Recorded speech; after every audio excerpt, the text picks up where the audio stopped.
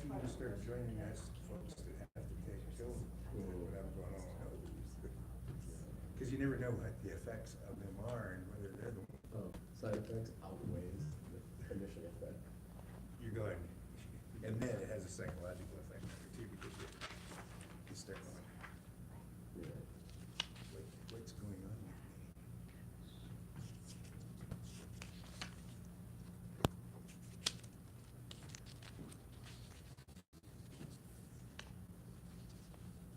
I got a friend who doesn't take anything. He says, I wouldn't take any of that stuff. And I go, well, the doctor told me I'd die if I didn't take it. Yeah. What am I supposed to say? Yeah, exactly. Then there's that.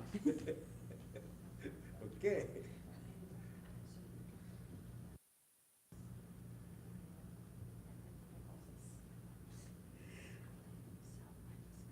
So it's interesting that we look at the ocean.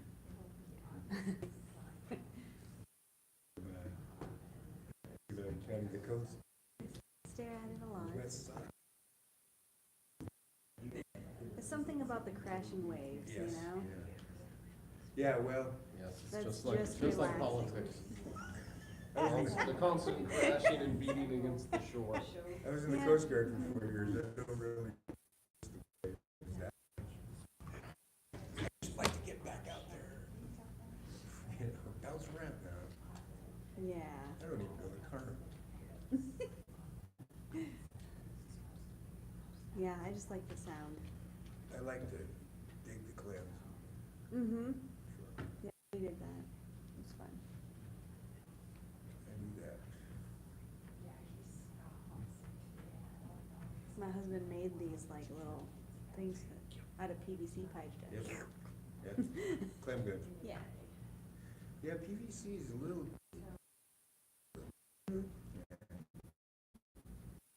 Yep, I go clam digging with these guys that still use their shells and they're good at it.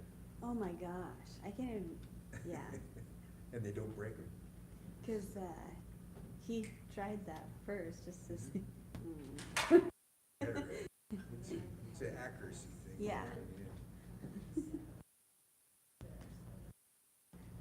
fact, that's where it's kind of mad at me. This new director we have for Fish and Wildlife, he put it up over there in the Champerty area, and that guy could go out there and just do that commercially. He could go pop clams out of the ground like Yeah, just. with a shovel. Walk out. He'll have. Oh, them there's all, one. He'll have all 18. He'll got 15 or 18. I forget. I'll remember next time.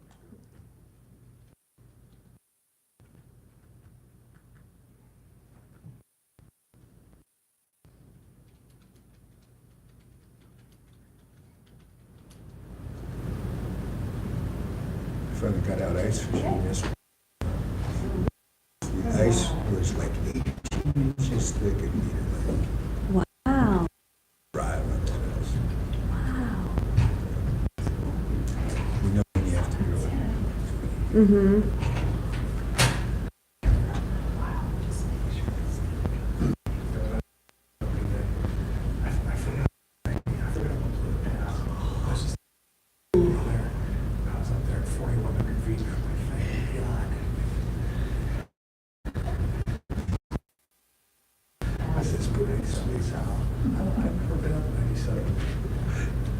From 90.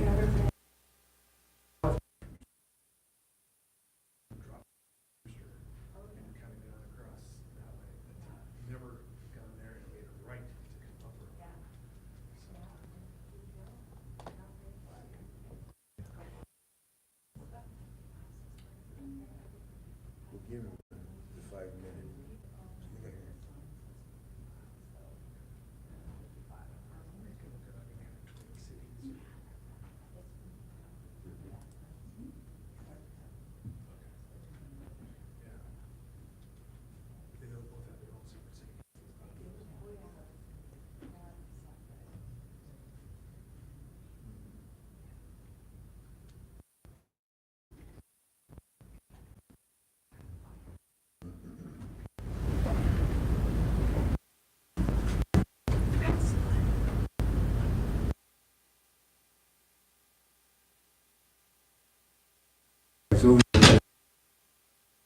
Legislative Steering Committee, and I told them that Okanogan County is now a refuge for retired county commissioners. There's a few of us floating around It's for where you sure. go to advertise that. We should start a club, actually, we could. They sent out to pasture I here, thought you we know? wanted to raise the. Yeah. Well, we're hoping that they, you know, get. Pensions built up from something other than. We could open up a hangout, you know? Yeah, that's right. Kind of like Whiskers there, down there by Olympia. You been there before? Which one? Whiskers. It's a tavern, and it's a loggers tavern, but a lot of political discussions Okay. would occur there at Whiskers. You know, I went to something along, I can't remember now, it was just outside of It's close town. it's close to Evergreen. Is that where Yeah. you go smoke the cigars? No, that's down at. Oh, Yeah, you mean there's minimum spot that this bar. A lot of the older restaurant. Huh. Yeah, because you can't smoke the cigars in there anymore.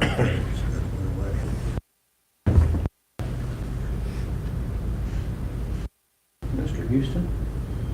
Commissioners, the first item on your agenda is a discussion that perhaps would be useful. I mean, we're talking about water all the time in all forums with a lot of different people. And in fact, Commissioner Hover and I had a discussion about the 48 rule. And I found myself once again muddling up a bunch of different, that are actually very distinct subjects. So, if nothing else, to help clear it in my own head, I thought we'd go through this discussion just a bit. Because in the moral of the story,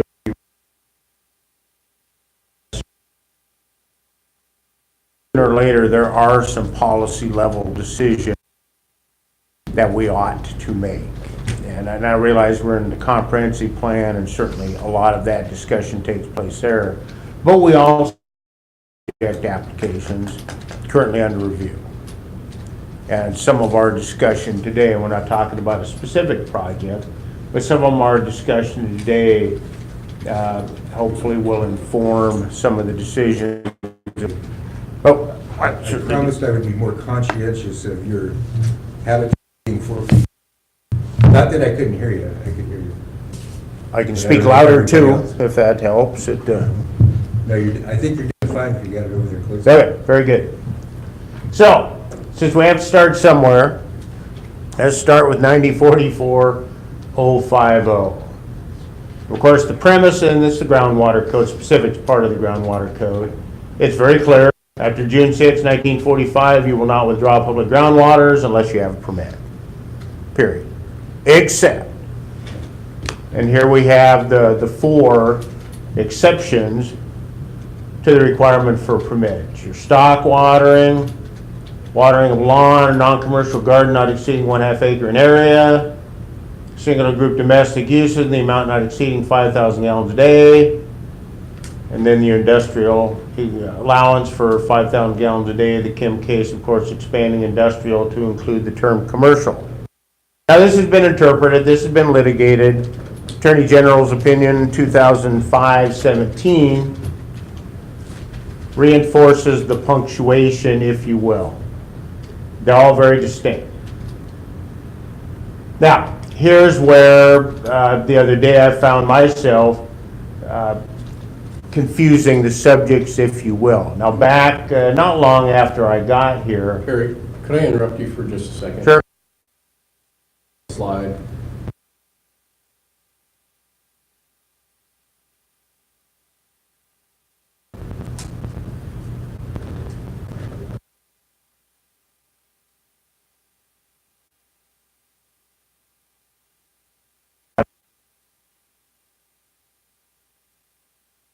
Now they're not. Well, I don't think that this is connected to the internet, Oh, so. gotcha. We'll pull that up for you. So back to the Attorney General's opinion.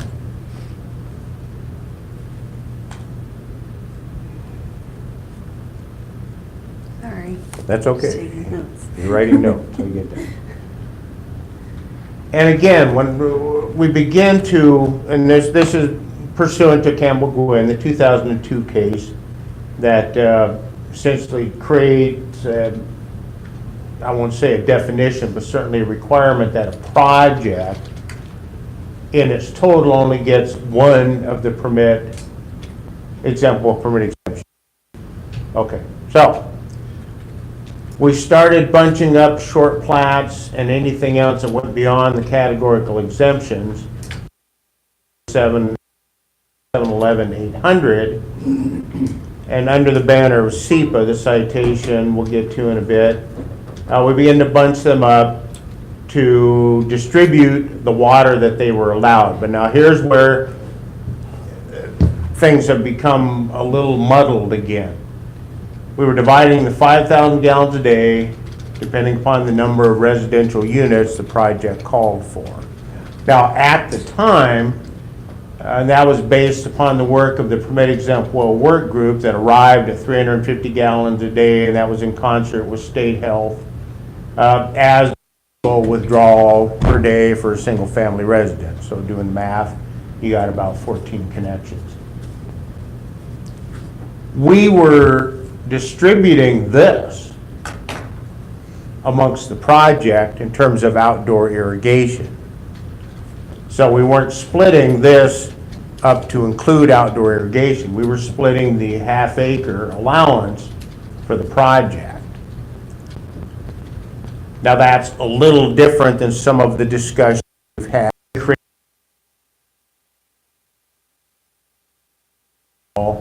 based upon indoor use, some level of stock watering, and some level of outdoor irrigation. And technically, for purpose 44050,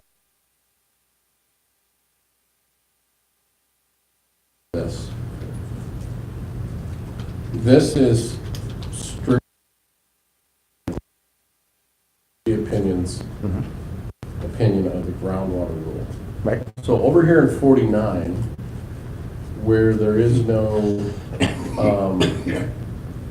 explicit rules for the use of the water, no reservation.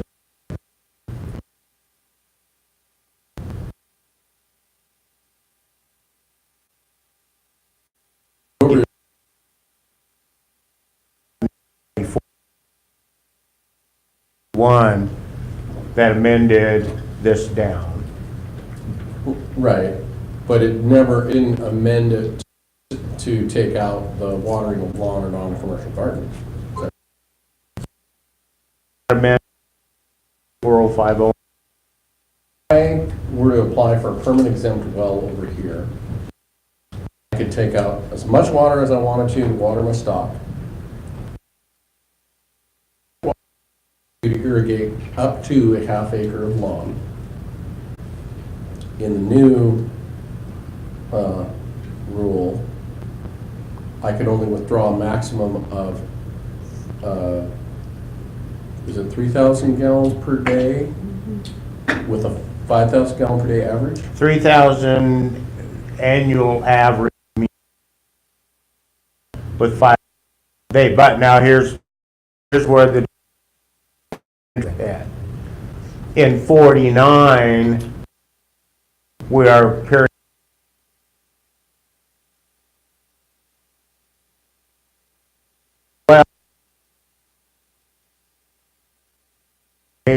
of course is the in-stream as well trouble. So ESSB 6091 authorized several of the RIAs, 49 amongst them, to impair in-stream flow for the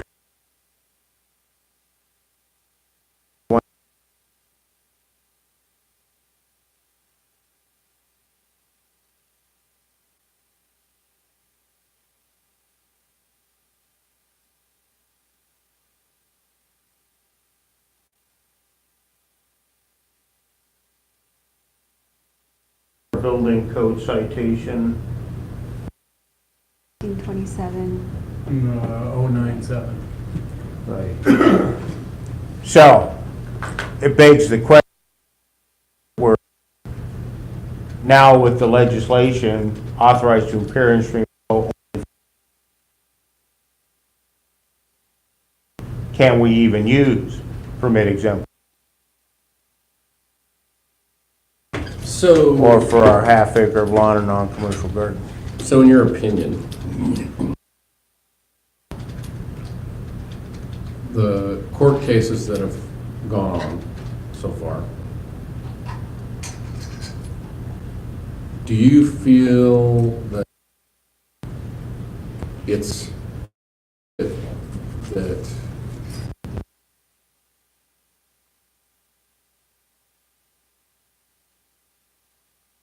and there be shut off, or is there an impairment claim that needs to be I mean, normally senior water rights case. You would.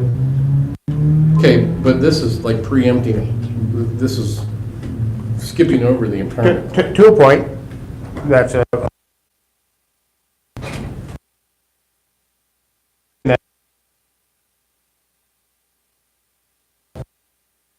policy level, which is of course yours to make as opposed to mine. Where are we?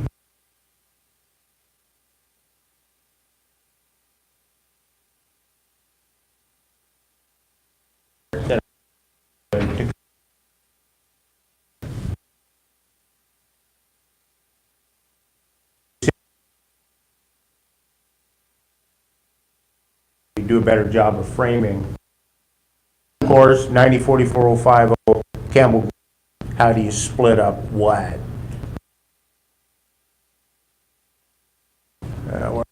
Go to the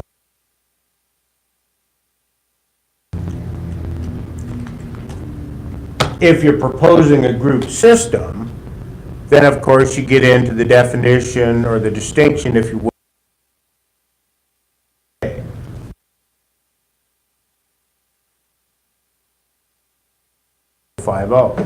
If you're 14 connections or less, or 15 or more, however you wish to say it, you're no longer a Group B system, you're a Class A system. Or if you serve 25 or more people per day, you launch into the definition of a Class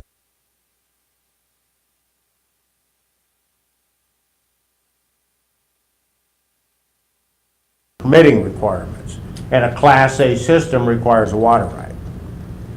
So regardless of what you draw in terms of 9044-050, which is also a permitting threshold, below you don't need a permit, above you do.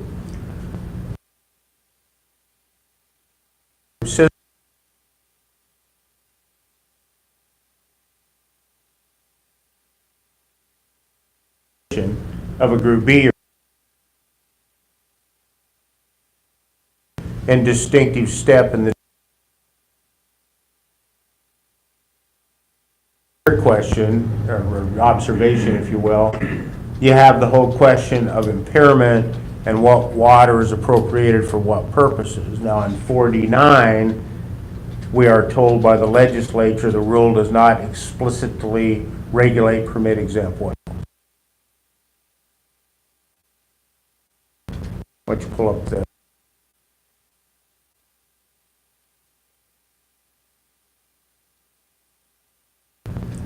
and this is your allocation of aid, of course.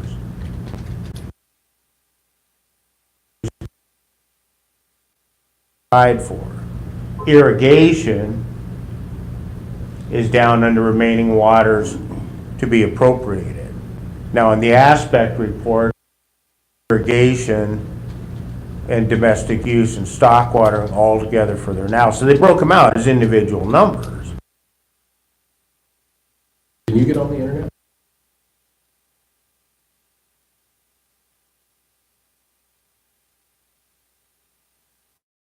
The definition.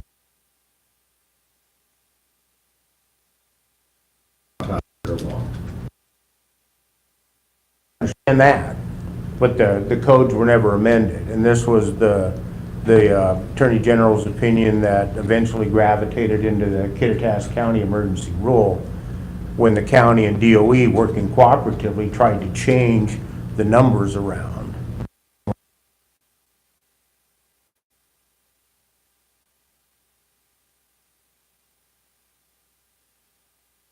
Either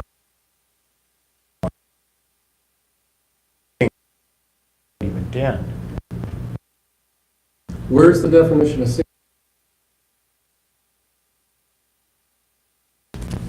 That's what I'm asking you. That's what we're going to get to. If we do what we've been doing in terms of now I'll go back to Campbell-Gwynn, 9044050, that's in-house use. That's the way we've administered 9044050 since I got here. Now, giving rise to the question, is that what we're going to do in 48?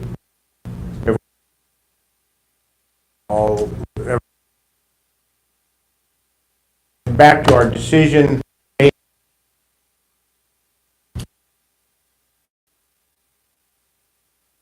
as amended through ESSB 69, released in 4.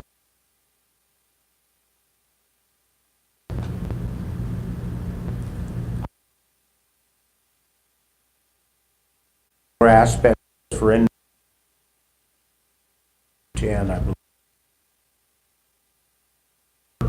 If we're going to lump under the ban single domestic, They came up over there in 48 with about 1,000 gallons per day that was your that was peak. extracted. Right, that was your peak in terms of the withdrawal. So, you know, where obviously this is going to go. Whatever we use to charge against the 2 CFS reserve is one discussion, obviously. What we use, be it countywide, or if we're going to come up with different regional numbers, if you will. And keep in mind, 9044050 doesn't say anything about average or anything else. You can drop up to 4 gallons into your permit requirement. If we as you withdraw a permit exempt withdrawal. If we get 300, the point here.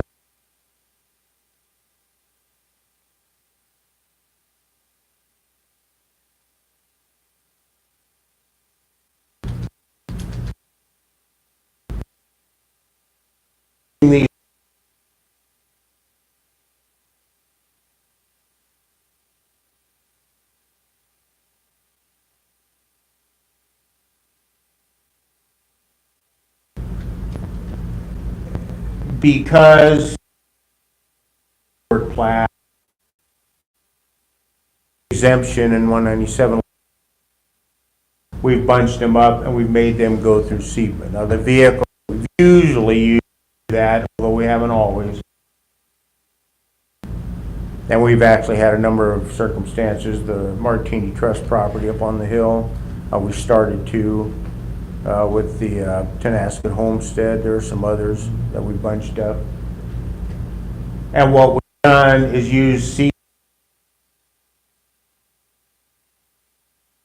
doing the water availability charts back in that time period. Now we stopped doing that when the Attorney General, the other Mount Kittitas County case started to evolve. We're still doing the allocations, or if you will, applying the restrictions in Campbell-Gwynn. We just weren't putting a water allocation table on the face of the plat. So, moral to the story, we have all sorts of things that sooner or later we should probably come to some kind of a decision on in terms of how we approach the question of withdrawals. You're not exempt withdrawal. So, in the resources management program paper, basin program series 4, river basin, December 1976. In the glossary of terms,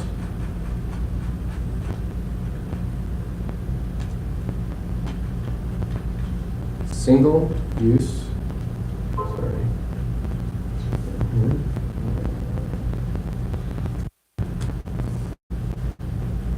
Single domestic water used by a single house, including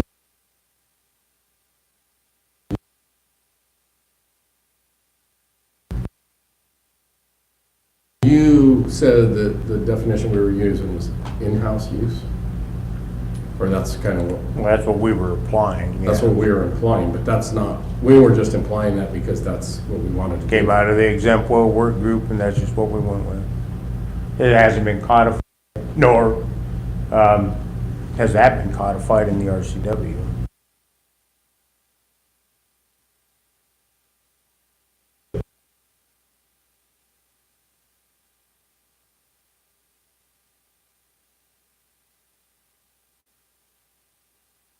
Style. So, leaving us to our own devices in terms of how we apply what we know. It's interesting in here also, public water supply, which is underneath the third one down. The definition is the system for the collection, treatment, storage, and distribution of potable water from the sources, community collection, or number of individuals, but excluding water supplies serving one single family dwelling. Okay, so we have the 5,000 gallon per day maximum withdrawal.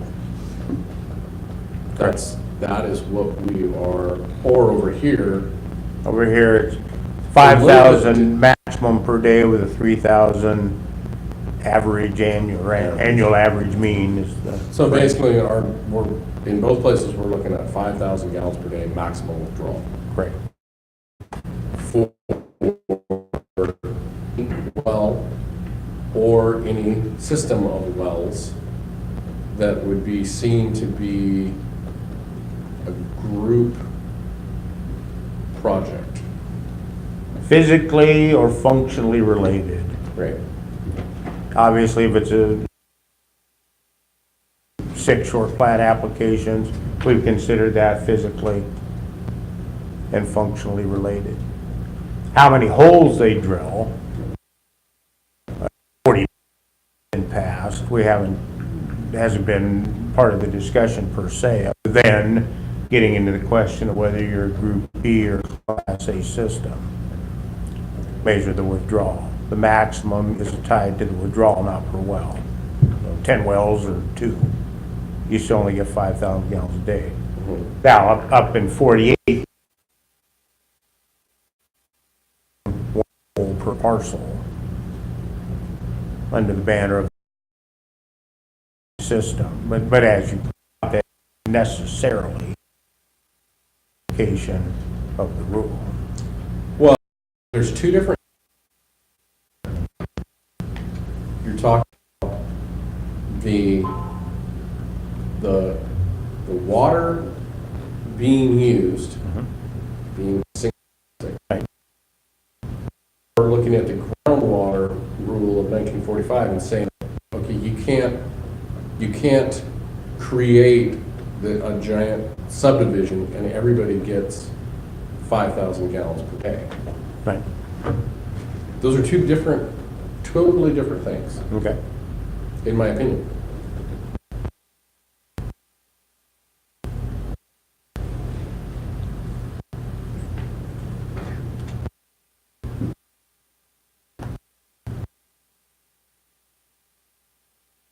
At the point, what's kind of become is the question of consumptive use. That we're beginning to get that question.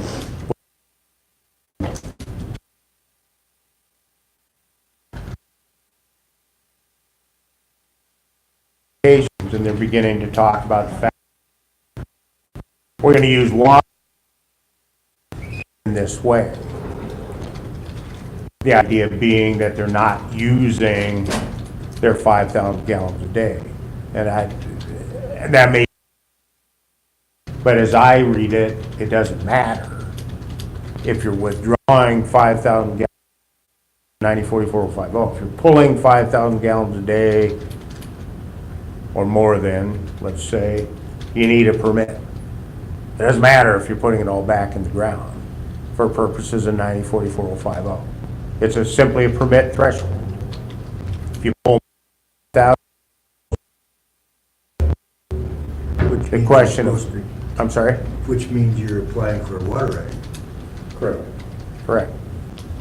So in our discussions today, we've tried to separate the question of consumptive use from your permit requirement in terms of in-stream flow mitigation and all sorts of other things of that nature.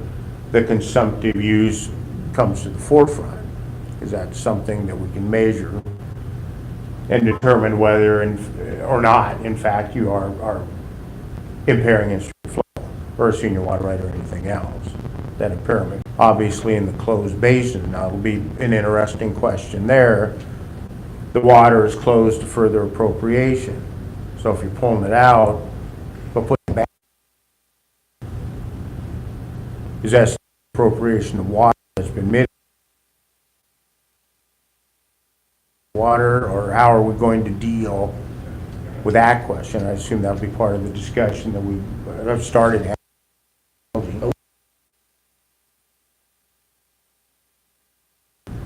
They have on a number of occasions in the past. So I guess my question would be, if a person can only withdraw 5,000 gallons per day, but under a mitigation, you can show that a certain amount of that back in.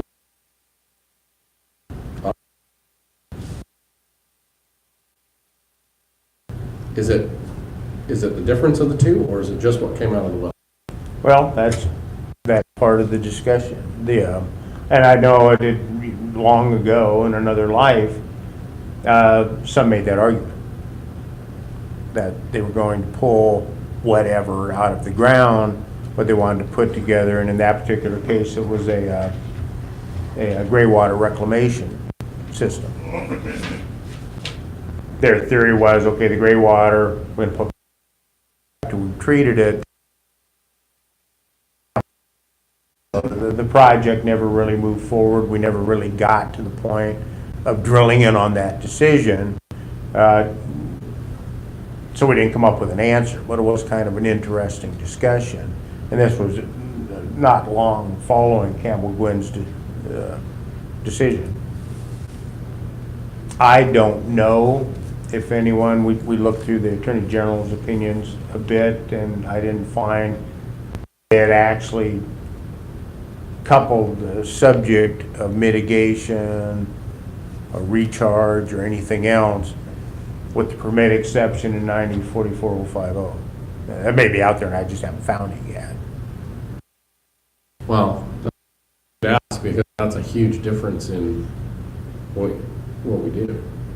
Oh, it could have a tremendous impact. Because if the aspect report is correct, that typically on the irrigation view would withdraw 1,000 gallons per day,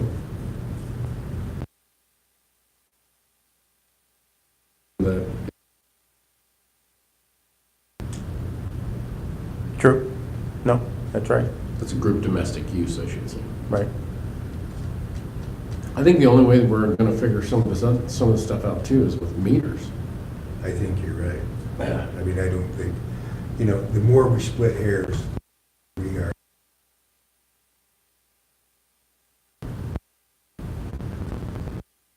Because that's what we're doing. And I mean, if you took the 5,000 and I haven't gone back to visit the brains that all got together and said 5,000 gallons a day. They had septic systems, they had irrigation, and so they missed that as far as I can determine. It's like for whatever reason, and it included, it didn't regard the discharge of any type.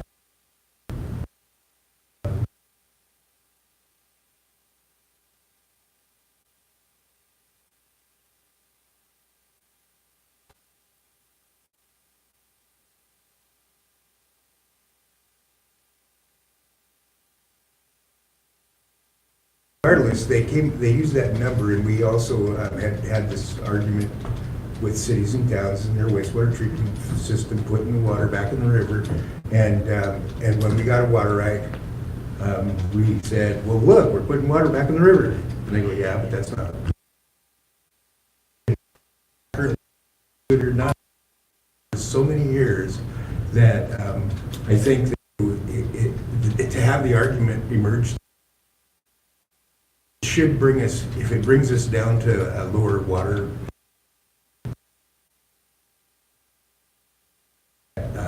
that means that every case that comes along, exempt wells concerned, or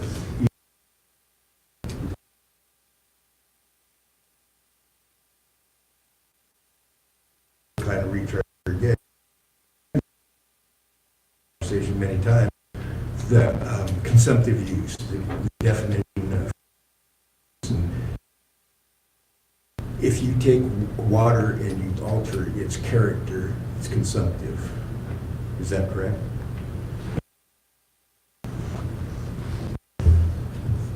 Yeah. So, I mean, when we get into this, recharging aquifers, it's an interesting conversation because it goes round and round and round and round. And we come up with a number eventually, and we either consider the recharging effect of the septic system or the wastewater treatment plant, what it puts back in the river. By the way, I don't think you can drink it. They say you can. But, there's an acute zone in the river that actually has a lower water quality as it comes out of the wastewater treatment plant almost every time. So you've consumed that water. Whether or not it put back water in the aquifer, it did put it back in the exact same place, rarely. So I think, all those things, when we decide it's 3,000 gallons or 5,000 gallons of the allocation of water, charge thing. Charge that you're moving water from one place to the other, like they are down in the basin, and pumping it down into the Odessa aquifer deliberately off the top of the Columbia River. But I don't know where we're going to go with continually arguing that recharge effect of a septic system or anything else. I mean, what's your experience with the argument? This is what we've done for many years. I think the argument, the whole structure of the argument has changed a bit. Back, if you will. Oh,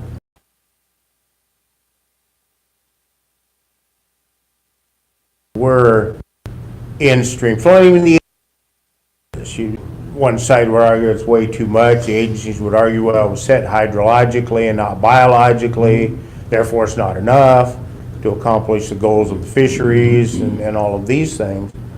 And at least in my estimation, with the cases now on the books, they're all just numbers now. The number is what it is. So the whole debate of too much, not enough, if we open the rule, can they make it bigger? To me, all that's kind of pushed off. So now we're talking about junior water users making the senior water users, of which in-stream flow is one of them, whole.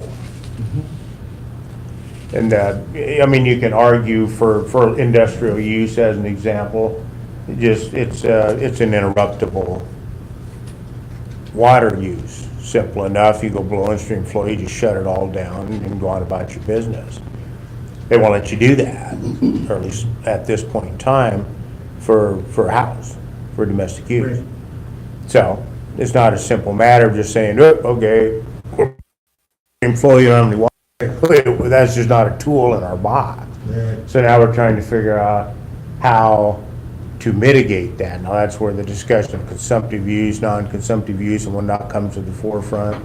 And then what constitutes mitigation. And, this is obviously the discussion, the real live discussion right now, in terms of the WRIA 49 planning unit and the watershed plan update. What does all that mean? And I assume that they will wrestle in the broader sense, the whole question of, it's what they're charged to do. What is mitigation?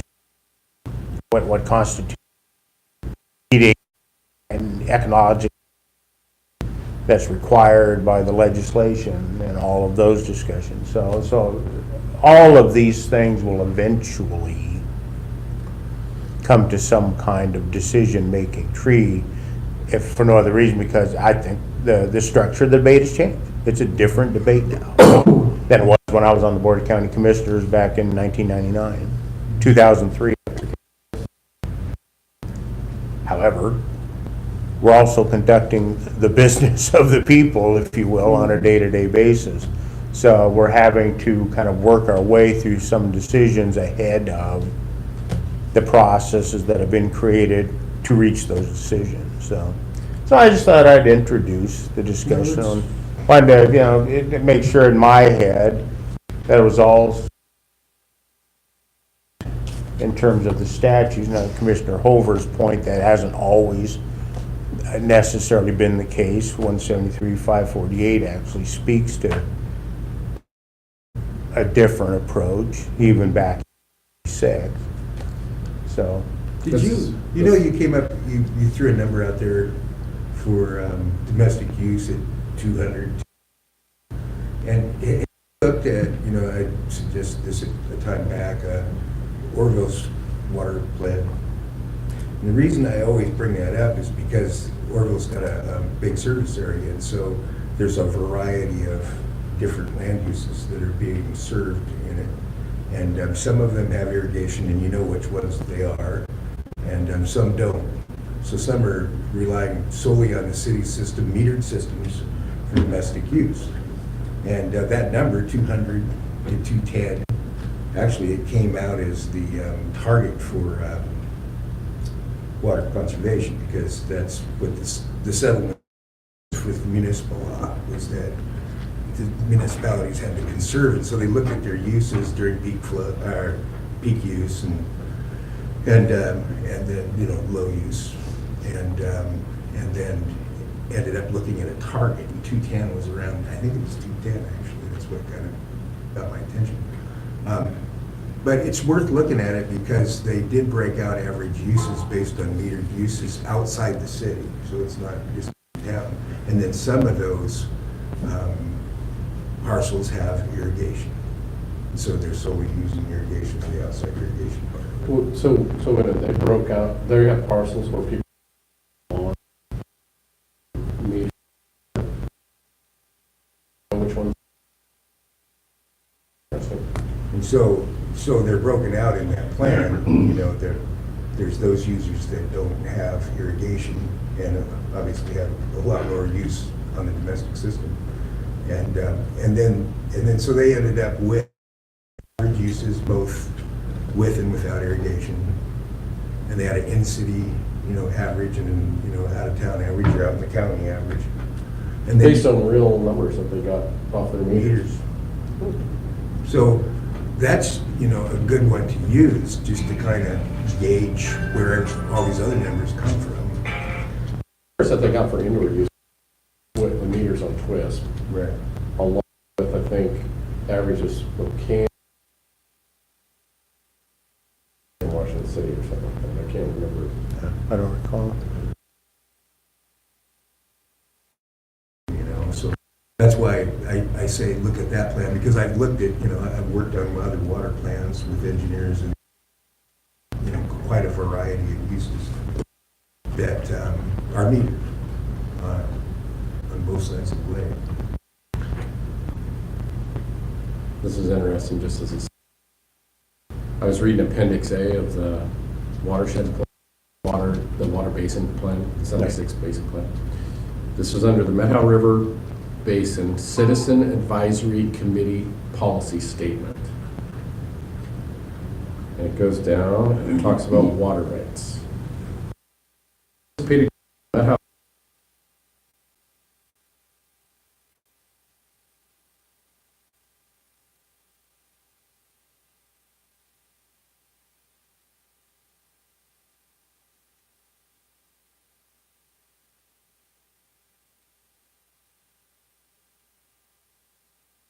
immediate program of stream adjudication to determine existing rights.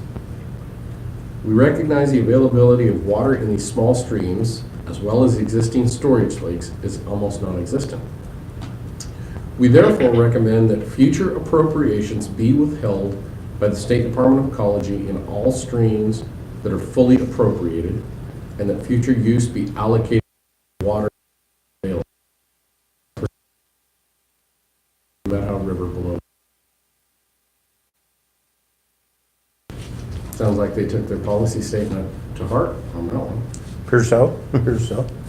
Yeah, I mean, it's been suggested in forums on or off, including Watershed Council, that the state should embark on a groundwater adjudication.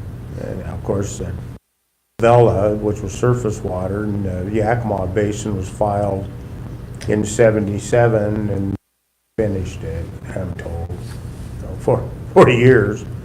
I mean, I guess you don't finish till you start, but anyway, that discussion has been taking place from time to time. It'd be a daunting challenge, lots of money, but What were they doing in the meantime as far as?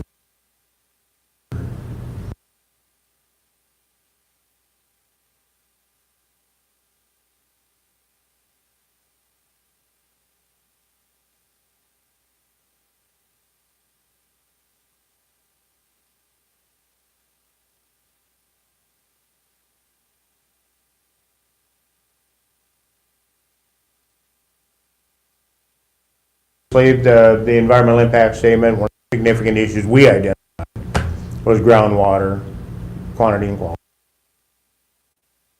A little bit of a the regulatory groundwater and how we administer it, but we do eventually around. So, just again, offering it up. The say, unless we run the census data, and that's how the state health arrived at 11 as the number of connections you can get to stay below the threshold for a Group B versus an analysis as any. So Two. well, 2.36 is the average household in Okanogan County. So if you restrict to indoor use only, and didn't the report said 3 gallons was the amount? What was it withdrawn? They figured there was only like 30 gallons consumed or something like that. 200 was the amount withdrawn So 200 gallons was the amount withdrawn. for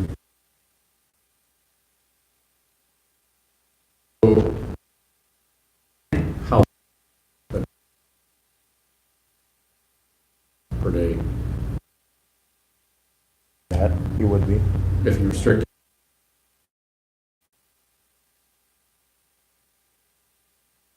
Somebody pulled.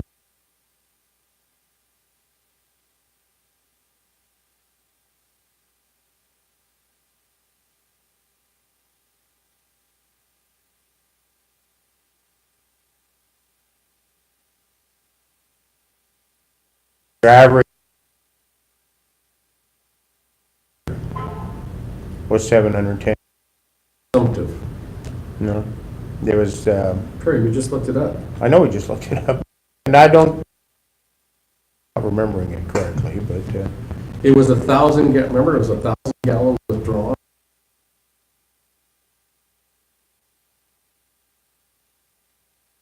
$710 if you figured it out on the average, not irrigation season, irrigation season. Of that, 200, as I recall, was your in-house use, and the rest were on the average. We're talking spreading it out over that would be your annual average mean, if you will. The 7 peak on.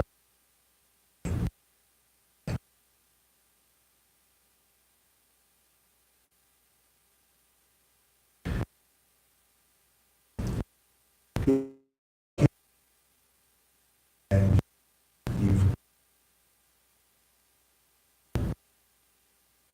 or in the domestic use. I rural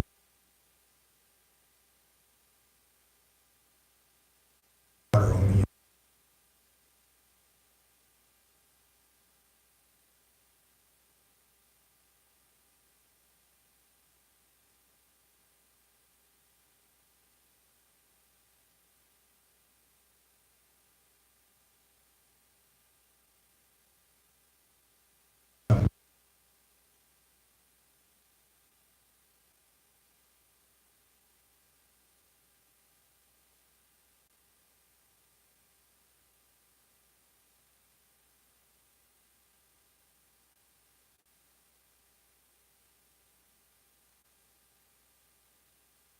What it introduces, but also the discussion of enforcement. I mean, we can say, you know, pull 210 gallons a day, you can't water outside.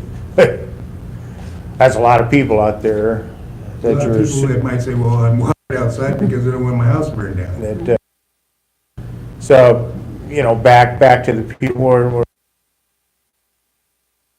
is what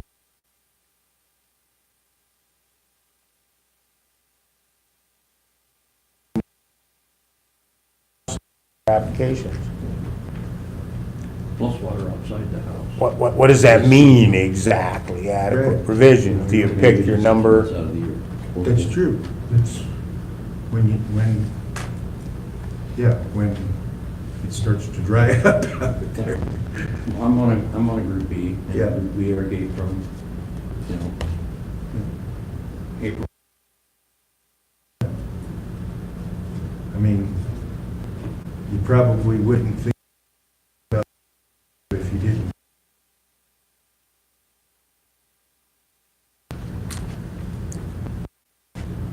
So again, not necessarily looking for answers today.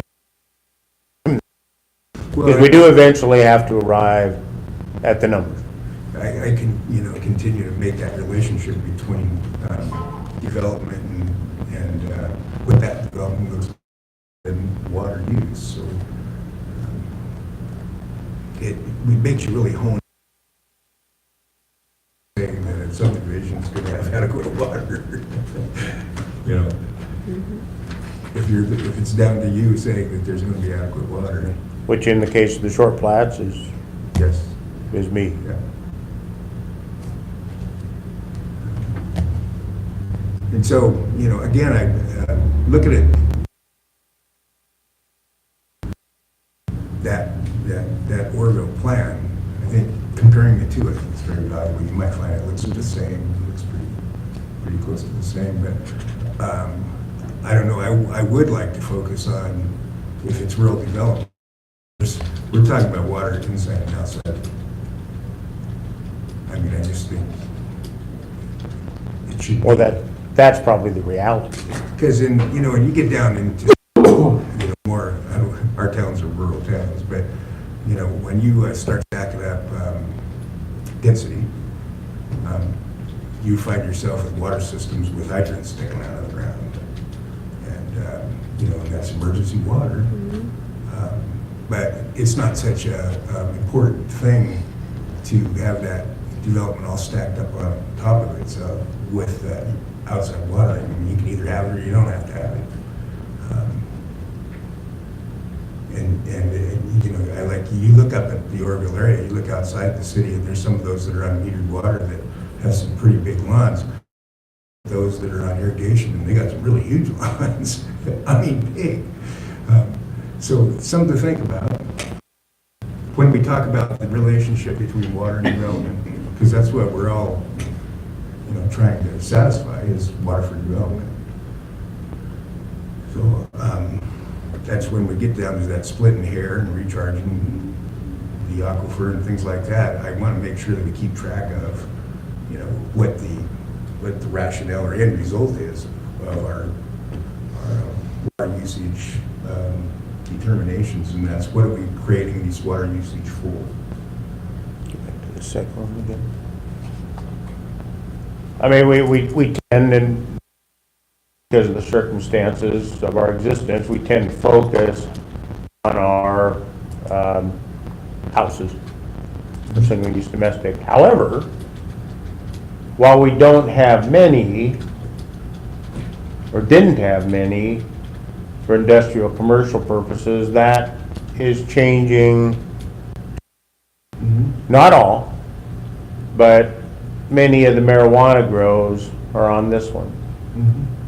Now, the analysis we did, and we admitted there was a bit of a hole in it because it was based largely on the record from indoor grows.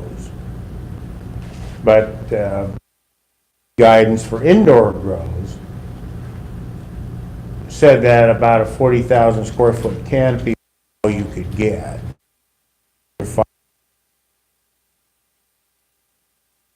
We use that as our baseline, whether outdoor grows, and one could easily conclude an outdoor grow might use more.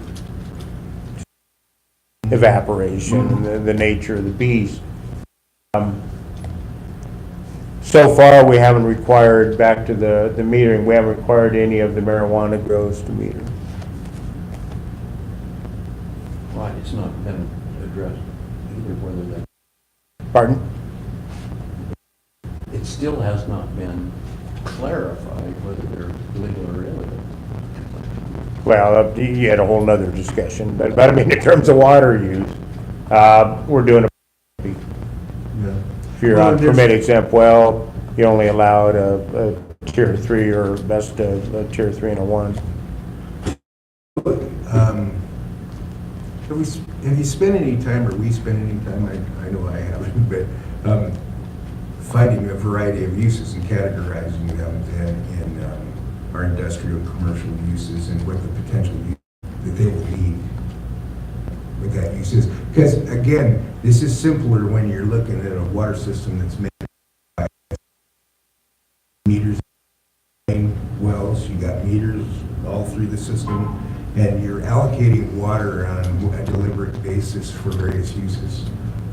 Domestic's one of them, but and we spent a lot of time in Orville reserving water for an industrial use, a couple of industrial uses, and one was the cogen plant for Zozels. And but you could take that planning effort. Well, there may not be a cogen plant, but there's going to be some kind of industrial uses out there, including, of course, processing apples that uses water. And there's a reserve for that. There's been a reserve made for that.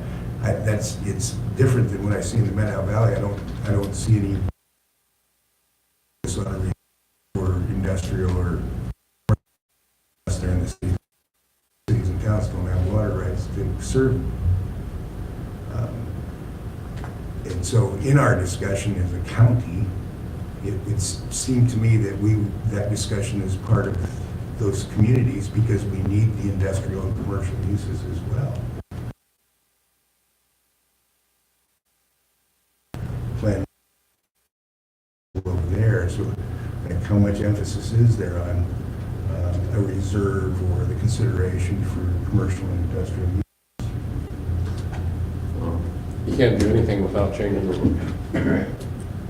So, Well, so let's say, okay, and then That's good. because if what kind of development occurs in the Methow Valley period? it seems to me that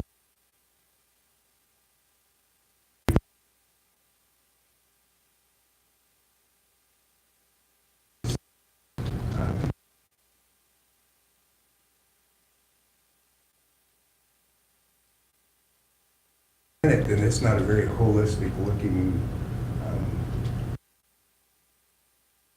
let's say 2 CFS for each, and for domestic use, and you're going, what else is there in the world?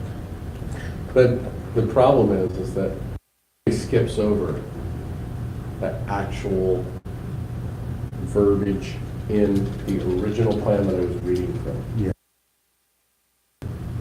The original plan, all of this stuff, it's all predicated on surface, okay? When they talk about groundwater, there's a section in there on groundwater specifically. Yes.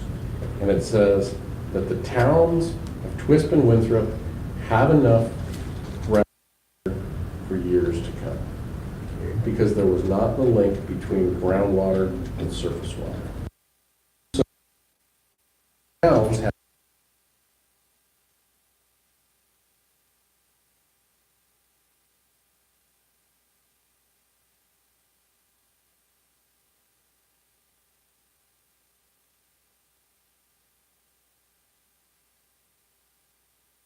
So is that that's something that's been done, and it's, or do you see that as being a problem? absolutely, it's a problem. Okay, so that's what I'm getting at. So they did that, and if you have to change the rule. It's not that easy though.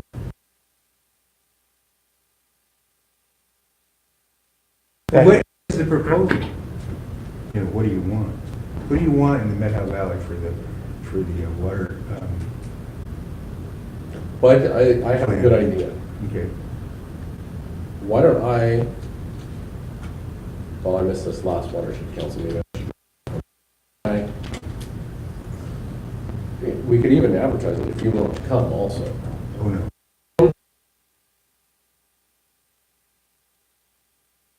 Ask that question. What do you want to see? Because there's a, we want to see more water for the, you want to be able to use group systems where appropriate, so that single domestic use portion always gets in our, you know, I mean, right now, DOE has said one parcel, one well, that's single domestic use, okay? So that means anytime we subdivide anything, that you're gonna have as many straws in the ground as you have parcels. Instead of just going.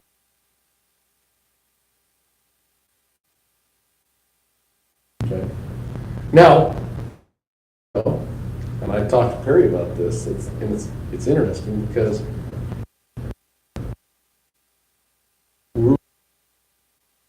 and was talking about people putting pumps in the river. So if I were to put a pump in the river, okay, those are two. So why couldn't I just drill one big, all hydraulically connected, and have 10 surface pumps instead of one submersible? Is that single domestic use now? Well, I don't care. I mean, because it begins to be a, you know, I know, you say you don't care. The problem is that we get letters all the time talking about these little tiny nuances. Right. Of what we're doing. So I do care. So no.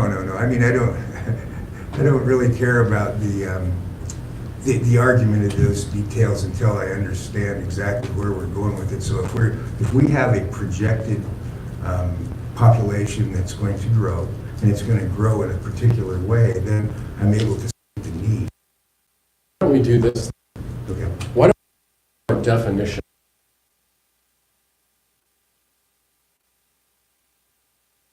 Land use policy. So instead of taking land use policy and have it driven by water, we take and just say, okay, this is what we can do with the water. Now, what do we want our land use policies to be? in rural areas, out in the boondocks, okay, even if we could have the water serve as many people as we want to, do we really get out there and make it harder on our public works? That's On sort our of fire what- departments. That's exactly what I'm saying. Well, no, that's not what you were saying from what I heard. Okay. From what I heard, you said, you want to know where we're going first in order to create the definition.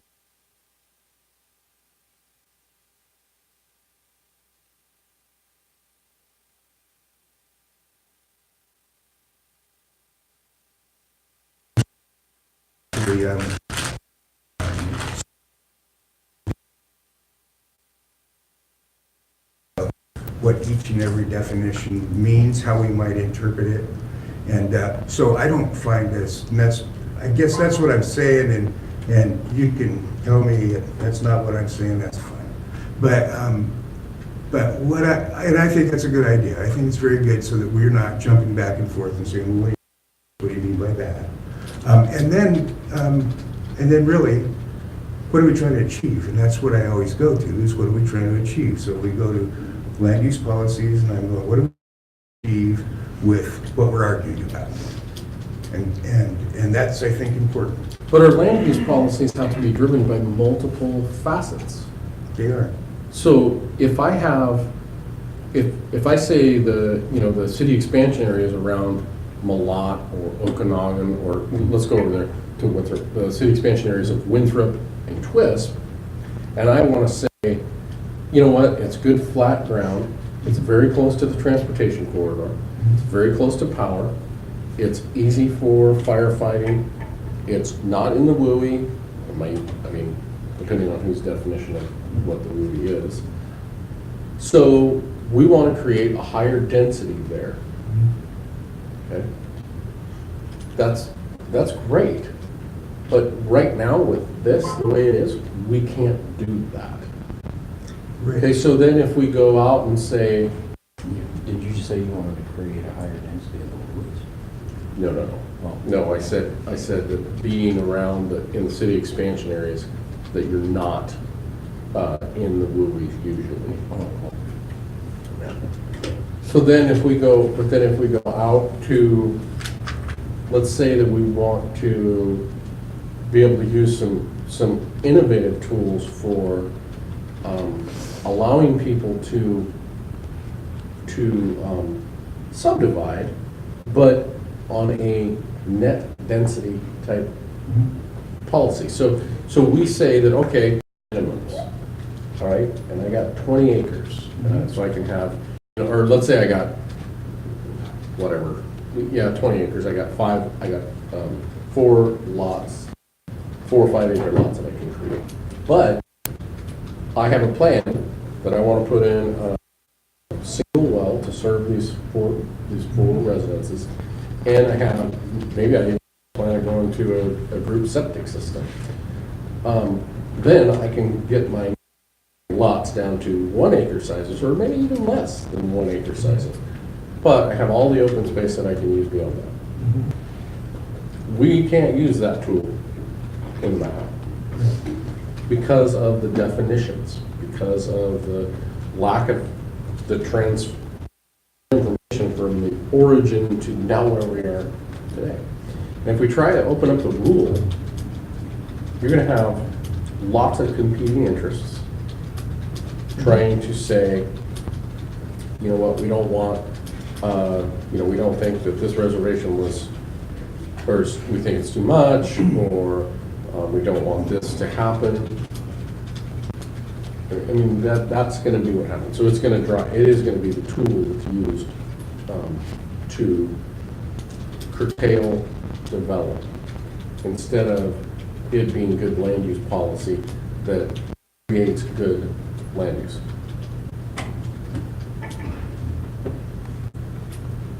To your question, Commissioner, in terms of what we've been doing for commercial activities in the Methow, we're calling that other uses.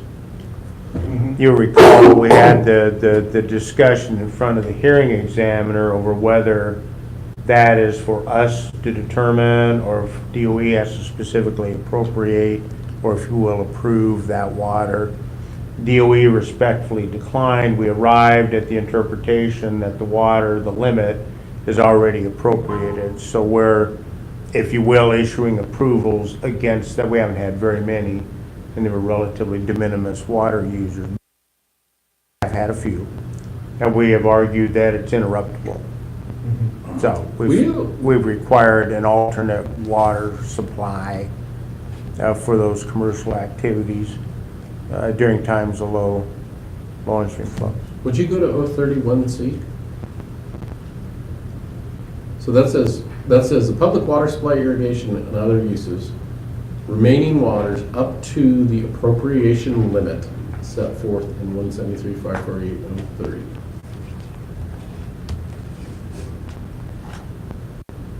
Right. So we go up to 1C? Well, we don't have that loaded on. We don't have the whole code loaded.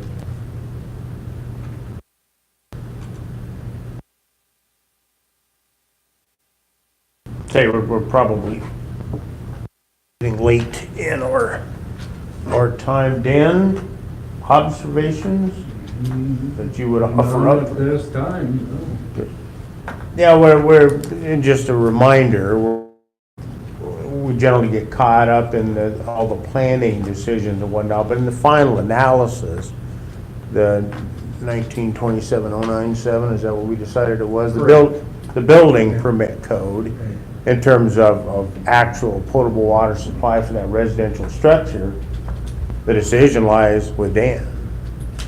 He's the one that signs off on that, the consultation with planning and public health. I mean, but still, he's the one that signs on the line for that one, so.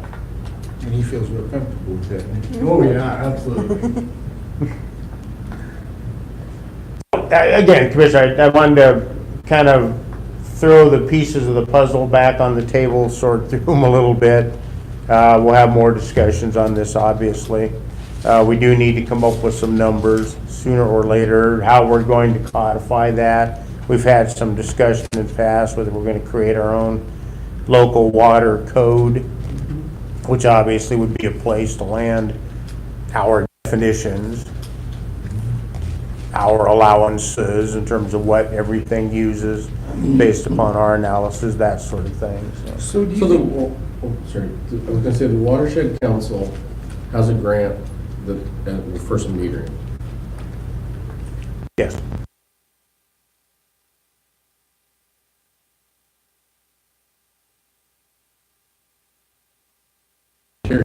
My own house, because house is representative of a house with outside irrigation, because I have a half-acre lot. My lawn is pretty big.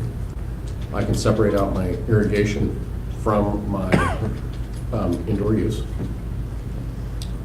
But I think that if we're gonna have subdivisions, you know, that are considered to be, well, where they're a group, or DOE recognizes them as a group, then we're gonna have to put meters on them. We have, we've talked about this before, there are projects where we've required that. They never went to final. So we never actually crossed over into the phase of actually installing them and monitoring them and whatnot, because none of the projects went on, but we have required.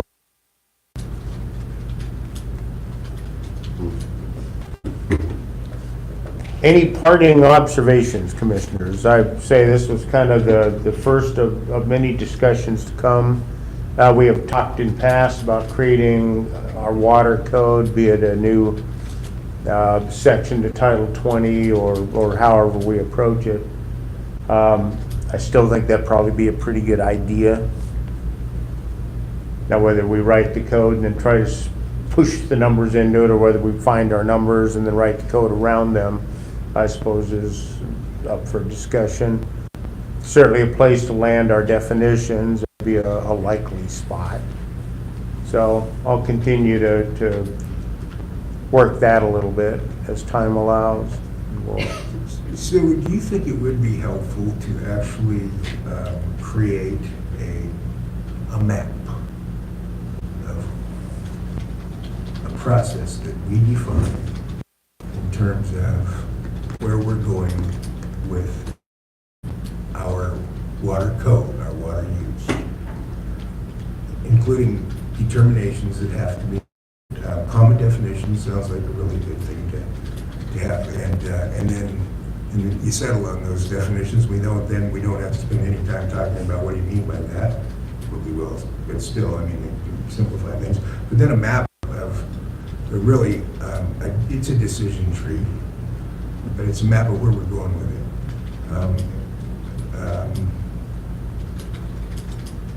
Because maybe you don't ever open up the Methow rule. I don't know. I don't live there, and I'm not part of that conversation. I could go spend my time over there, but I got some conversation to have in WRIA 49 and have for the last, what, 15 or 20 years, I don't know. And it has its own, challenges too. And but I guess I think a map of, where we're going and what decisions we need to make when we figure certain things out, I think it would be important. It's pretty dynamic, though. It's a dynamic process. Information comes up, and that's probably what complicates our lives the most. It's technology. It's helping us understand more, but it's also complicating it. We had that very discussion this morning on staff level, trying to sort through now 9094, previous 6091, in terms of the legislation. Of course, kind of drew a bright line with existing wells before January 2018, but it's fairly specific to building permits. So to paraphrase, if you will, I interpret that as being those are grandfathered through. You have a well certificate that says it was lawfully constructed, you'll build your house, have a good time. When we charge the $500 fee is less clear. We're arguing a new hole, you pay the $500 fee. So there again, that approach is fairly simple. You have a lot, you need a well, you're allowed to impair in-stream flow, you want a building permit, you poke a hole, you pay your $500. We record the deed restriction, which is required, and away we go. Land division in 49 is less clear yet in terms of how many $500 fees do you charge, one for each hole, and for the application because you're apportioning. Yet another discussion, some argue the 3,000 gallons is actually a restriction against each lot. I don't read it that way. I read the 3,000 gallons is what you're supposed to now divide amongst the lots you're creating. So, I mean, to your point, we're actually, it's that we've done it on and off, but we're getting a bit more formal in terms of trying to click off those decisions, how we make them, when we make them, and then we have in 49, we have the additional discussion in terms of which, if it's within the boundaries of the CCT reservation, we punt all the water decisions to them, all of them. Building permit, land division, they tell us if they think they have water or not. But gives rise to the question, do I charge a $500 fee for the well they've approved? Do they charge a $500 fee for the well they've approved? Does nobody charge the $500 fee for, anyway, you get where I'm going. So, yeah, so, I guess a simple question, it might sound rhetorical, but what's the $500 fee for? The $500 fee actually is prescribed by law. We keep 150 of it for our, For processing. cost reimbursement. The 350 we're supposed to remit to the Department of Ecology. That's supposed to put it into an account to help capitalize projects So, in the watershed. Now, and actually, as by way of an update, I sent an email some time ago now to the Department of Ecology trying to find out to whom or how I'm to remit the fees we've collected. I'm still waiting for that answer, so. Well, I'm sure we'll get it sooner or later. Sooner or later. Yeah, you know, the part that, you know, I think about is that, you know, if it's a per well, $500 charge per well, and I always think about, somebody's gonna do a development, and they drill a well, and there's your $500, and you're looking at, getting a building permit ultimately, in most cases, right? And so I wonder, well, what if that first well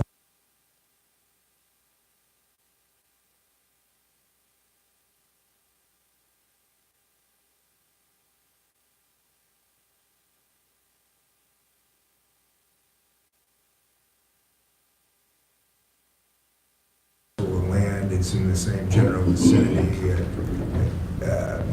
Good question. We haven't encountered that particular scenario yet. Thanks. I'm sure we will. well, yeah, there's another one. Okay. Well, anyway, I just, in determining whether or not it's a per well, or if it's a per situation, a lot, knowing what lot sizes that we're dealing with is a good part of it, probably. And so, to me, that changes the picture. It's like, okay, we're working in an area, and you pay $500 to decide how to develop on your property the water you need to develop the property. And but it took me 2 wells to do it. Maybe it took me 2 wells to actually produce the water I need, because you were talking about that a little bit. You know? So, you know, just because I poked another hole, is it $500? I mean, we're not looking at the well, we're not approving any well construction or anything like that. So that's what that's where I, you know, get caught on that fee and how that fee's charged out. Because you're doing, part of it, you're doing the site analysis, which, how much is that? You only charge 90. 90? And, you know, part of that site analysis ends up being the water too, right? Yes. It does. In fact, more of it probably than at any time in the Than it ever past. did, probably, yeah. So that's a question that comes up as far as the allocation. But certainly, what we're dealing with is part of it too. What kind of lot sizes are we talking about? And when we're talking about lot sizes, are we also talking, you know, we still have exempt subdivisions, right? I mean, they're not as exempt as they used to be, Right, right. but they're still exempt subdivisions, right? There are. And then the lots that exist there already, that's a little easier, huh? But when we're trying to decide subdivisions, I guess the lot size is important, like what comes Right. first. Say, to directly respond to your question, yes, I do believe there's value in creating that map, as you refer to, decision-making tree, however you want to call it. We've been doing that by necessity, beginning to pull it all together. And just some things that people don't think about necessarily. If you're in 49, you have a well that's been in use since 1975. That launches you into a whole different discussion. Yeah. Now you're be junior to a variety of other water rights, but you're entering plus. We apply a whole different set of rules to that well than one drilled in 77. That's not written down anywhere. So we're beginning to do that. I guess that's the other thing, without the allocation for that other stuff, whether or not the rules are good or bad, I mean, I didn't write them, so I don't have to defend them too much, but I care. I do, honestly do. That those other uses sometimes drive the need for the residential development. So, you know, I would rather have residential development that was driven by the kind of development that makes jobs for people to come and live. And, not everybody needs a job, obviously, but you know, that's part of the mix. Sure. So we can move on if I have succeeded in planting the seeds of interest. for future discussions. As I said, we do sooner or later need to Well- drill into some of these things. Well, I guess- we'll come in with recommendations and some level of analysis, and we'll try, that's part of the EIS, Because obviously. honestly, it feels like, you know, and I'm not a part of it now, is maybe the Methow Valley has decided that. In fact, the only, that their path, that map I'm talking about, is driven by the rule solely, and there's not, right now, we're in a situation where we're kind of creating the rule, right, over in the 49. I mean, if there's going to be a rule, we're kind of, I think we're in a position to influence that rule. Well, there was specific discussion by the Citizens Advisory Committee back then about industrial uses, and that any industrial use that was a detriment to air or water quality should be discouraged. Okay, so again, if a large group of people in Methow Valley can say, that could be a challenge, this is our plan on growth and how we deal with it in light of water, then it is what it is, you know? But I think if it's on a map and you say, yeah, that's where we're going, there's gonna be people that don't agree with it, of course, but that's where you decide to go.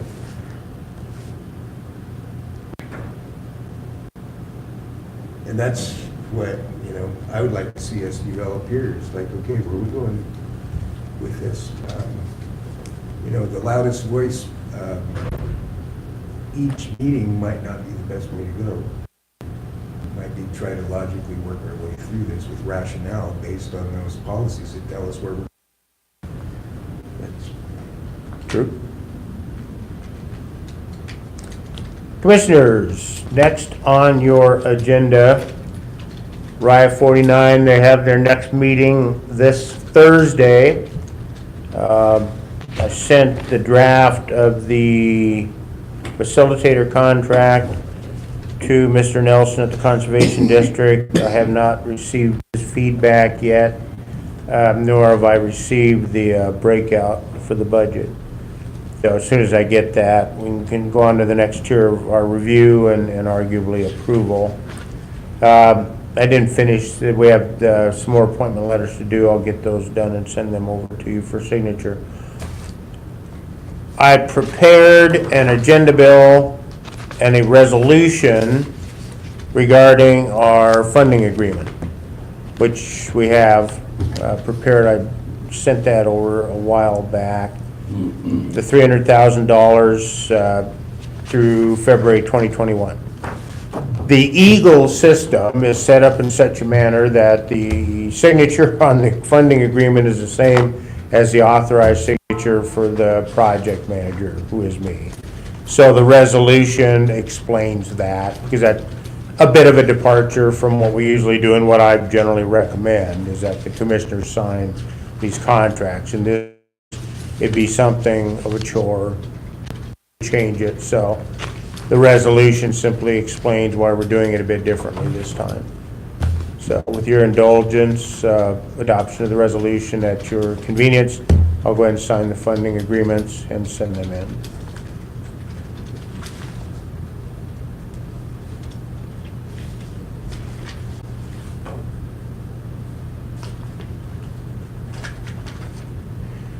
Yeah, somebody was throwing some figures out to me, and it was $300,000 for the contract with Conservation District. I'm going, No, that's good. the budget in the grant agreement, Yeah. the application, the budget for facilitation was $110,000 Okay. over the course of the project. And that included some additional work, the writing of the update, and some of the record-keeping chores. So no, the rest of it is set aside. Well, you have your local, keep remembering that the grant for the watershed plan update is $150,000. And then $50,000 local capacity grant for the 3 years time period of the project. So what they chose to do was lump them all together into one $300,000 agreement is broken out in the grant application itself. So that $300,000 pays for the facilitation cost, pays for the staff time and notices and things like that, the expenses that we're incurring, the initiating governments, whatever expenses they incur. And then there's some set-asides for additional consulting work if needed for the planning unit. They need some other level of analysis that we can't do in-house, or that the conservation district can't do, or if they can do, it's outside of the scope of our contract with them. So there's some money set aside for that as well. Okay, I move to approve resolution 31-2019, which authorizes the director of planning to signature on grant agreement number WRSRPPG 2018 Okanogan BOCC, it's the wrong number, 00038, Department of Ecology for WRIA 49 watershed planning update. Second. Motion second, discussion. Hearing none, all in favor? Aye. Aye. What would it take for us to require meters on, any new land divisions? On any land division? Well, if you're gonna divide land, I guess that would be a good question then. If it's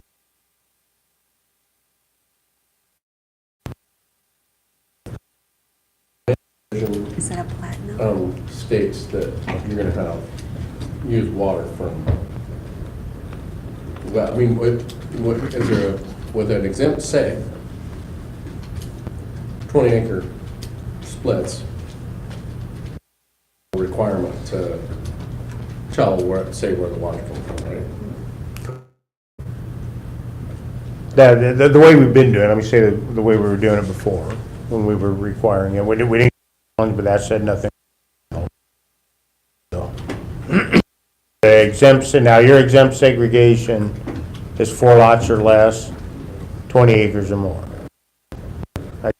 5817-040, I think it is, exempts you from the requirements of 5817. Not say water, streets, or any of those things. Your large lot subdivision is more than 4 lots, 20 acres or larger. And while it's exempt based upon the acreage of the lots, it's exempt from the requirements of 5817, there is no categorical exemption for it in the State Environmental Policy Act. So what we were doing was applying the standard.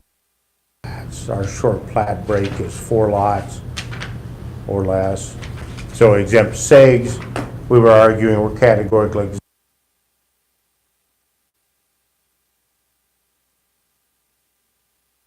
So we get in there, and we haven't had many of late. But we were using, and to further discussion for your short, we were bunching them up. Your long plats. We were requiring meters under the banner of SEPA as mitigations to the impacts. Again,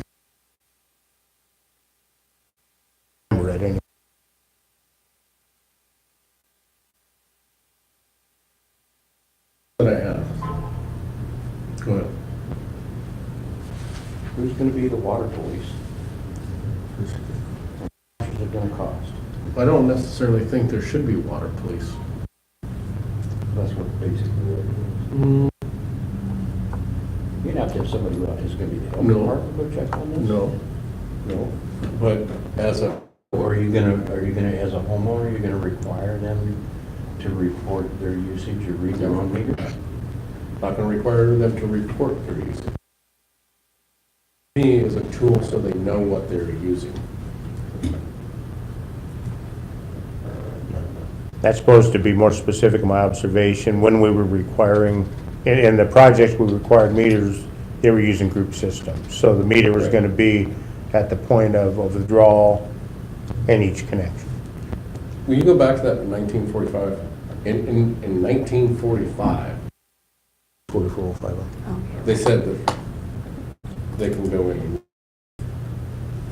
A water master. You don't, The master of hydraulics or whatever. It was Sorry. the, Well, it was the hydraulic code then. My eyes are it was bugging the out. hydraulic code back then.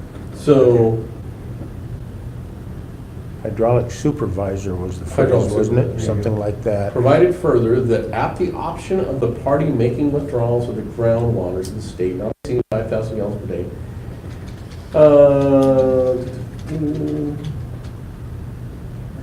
okay, so that's saying that you can get a permit, or, I mean, you can create, at the very bottom, you can actually create a water right, if you want to, on a permit exempt well, Mhm. by going to filing. And then, at the second, provided, however, that the department from time to time may require the person or agency making any such small withdrawal to furnish information as to the means for and the quantity of that withdrawal. Written in 1945. So that's what we were doing before. There's been some discussion, Commissioner Branch could probably delve into this more deeply than I, there's been at least some discussion about metering requirements on the state level, but I don't think anything has legs under it at this point. So, It's always been really controversial. It always Pardon? has You been. want- you want to get an insurrection started, wave that flag and see what happens. Well, so, it's been a rollicking discussion at times past when it popped up. But that said, kind of an interesting observation, I guess, is back then, and this popped up 99-ish, thereabouts, the concern was that it was a ploy to put meters on everybody's well, and then the Department of Ecology would charge everybody for their water. Right? And they didn't want to set up that kind of a revenue stream. They didn't want to pay for the water. There was all sorts of discussions wrapped around it. The metering discussions, and there haven't been many, but the ones I've heard so far were mostly tied toward data gathering. You know, if you're actually Well, talking and remember, about. I'm not talking about going backwards and putting meters on everybody's well. I'm talking about from now on, if you want to do a land division, you gotta put meters on. So that way they know up front. so anyway, well, Group B, there's some requirements for testing the water, right? Pardon me? Yeah. There is, right, There's requirements for testing the water. correct. Well, So- yeah, on the group B system, we have meters. You have meters. Not, yes. not on the individual usage, but on the well. On the well. Yeah, and so that can work. I think the meters on the properties themselves would be, to me, up to those that are sharing the water. If I'm in a group system and I've got a meter on the well, and I'm okay with having several households hooked to it, and I don't need to have them show me how much they're using, maybe that's okay. It's part of your association. But, You're looking at it a little bit. Commissioner Detro's on a Group B system that allows for the use of one single well to feed multiple houses. yes, In that manner, you could put one meter on, and you would know how much that well was That's exactly what. putting out. What we're talking about in the Methow, though, is that that's not allowed anymore. So the only way for a group to exist is to have a one well on one parcel. So you'd have to have an individual meter on every well head to determine how much water they're using. so, yeah, I hear you. I was just getting at just these group systems that we get to creating. Now, the Methow, hopefully, we don't end up in the same boat, to tell you the truth, but if we're reasonable, I think, about the use, we may not have to do that on an individual well. When we start splitting it up, then we may have to do that. But the other thing too is that we don't know, and I think if the 1945 5,000 gallon per day withdrawal can be offset by current mitigation strategies. That would be an interesting opinion. For sure. If outdoor irrigation, you get, what is it, 20%, is it 10% recharge or 20% recharge on that? Maybe 10. 10. Okay, so 10, so take 5,000 gallons divided by 90%. 1,000 divided by 0.9. So you could actually withdraw 5,556 gallons of water because 10% of it's being recharged by what the DOE says. True, true.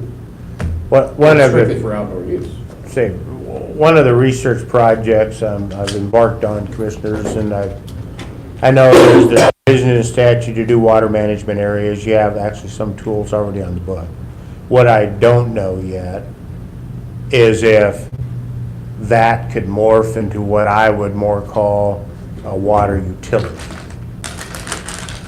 But that's not inconsistent with your observations, Commissioner. If you have an area where you have whatever challenges, you need to mitigate for in-stream flow, you need to mitigate for senior water right holders, whatever instruments, requirements are necessary to allow water withdrawals there. And to your observation, Commissioner, you know, one of the things that always comes up into it, okay, you got to mitigate for the water you use. Who's going to make sure the landowner hires the to go up and dump water in the cistern or whatever? Or would it be simpler to water utility? Everyone in the district pays whatever proportional share of expenses might be the forest management or the strategy might be, and then you do it that way. Doesn't necessarily mean you have to have county employees driving a water truck. You could vend those services out. You could all sorts have different, essentially an administrative umbrella over whatever it is that you're doing, be it meters in the Methow or be it infiltration galleries in 49 or whatever the different strategies emerge. Now, to your point, Commissioner, I'm not saying strategies, then write your plan around it. Come up with your plan and then figure out strategies you need to implement what you want to do. Right, I think some of these could be over here in the parking lot being listed as we have a conversation so that we have those tools available to us to reach into a box and say this one might work. One thing I was getting at, kind of a broad basis, was, and you define possibly a utility, but there's systems being created through subdivisions that require water testing. And that's being more and more, it's getting more and more difficult to meet those health standards by small water systems. And so, you know, usually somebody in the system's doing it. And when they go away, it's a disaster because nobody else wants to step up and do it. So you would, We're getting, in my scenario, you would be having that person, you know, you'd kind of enhance that a bit. That person would be responsible for taking care of the water usage numbers, like it was these small utilities. So, I think that public health now has to do food systems. They started, because I know they started generating more revenue off of it, they are the ones that have to do the checks, I believe, I think it's every other year or every third year or something like that. Okay. That they have to do it, because the state authorized them to do new Group B, do it a different way or something like that. You might want to check with Dave. I'll check with Dave. About that. Heard you guys talk about that the other day at the PRC meeting. You mentioned that. I wasn't there. Oh, that's right, you weren't there. I was the only one that wasn't You wouldn't there. know then, because you were up at the front desk. That's right. Never mind. This happened, you know, recently with the East Lake system, and actually they were given a grant to figure out how they can consolidate with another system, because a couple of things were going on. One was the well didn't, water quality wise, did not serve that subdivision anymore because it had water quality problems, and they Right. couldn't get a well to make that work. Well, and on top of that, I met, and you see them all over the place, the person that's the system, they're testing the water, sending those samples on a regular basis off, and they're beyond just, certainly beyond just the biological, you know, and they're having to do that. So just making sure that we understand what has to be happening in some of those subdivisions, we can look at that and look at how a structure might be developed that serves small water systems developed through subdivisions. Because I know it was a dilemma, you know, you had this older woman, there's a guy that he died, this older woman is like going, I am left to do the management of this water system. And it's like, there's more challenging every year. And so if they were checking the water and looking at the well, certainly, you know, accounting for water usage could happen there, and they don't have to have somebody else come in, and little towns do it, you know, and so smaller subdivisions could do it too. It's just, they're reading the meter and they're putting it on a report and saying, and then they know what their water usage is. You know, you could probably get down to a 4-lot subdivision and do that, I suppose, but, you know, it might be onerous, but still, if you're gonna require meters or a meter on the well that's serving that shore plat. Now, we don't have that going on over here. We have to have a well on every lot, right? On 48, well, on every 49. lot. 49, no, we're still allowing, now, we haven't had a proposal for one for a while, but we were still allowing Right. the Group Bs. And I would think, you know, I would think that even in the Methow Valley is that we want to open that rule up. I would want to open that rule up for that purpose, to make sure that you can efficiently use water rather than have a rule that just makes it easy for somebody to account for your land development.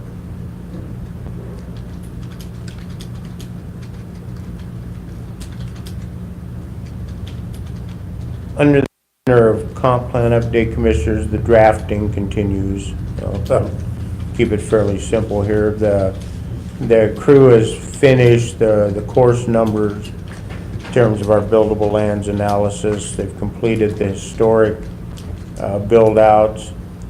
I'm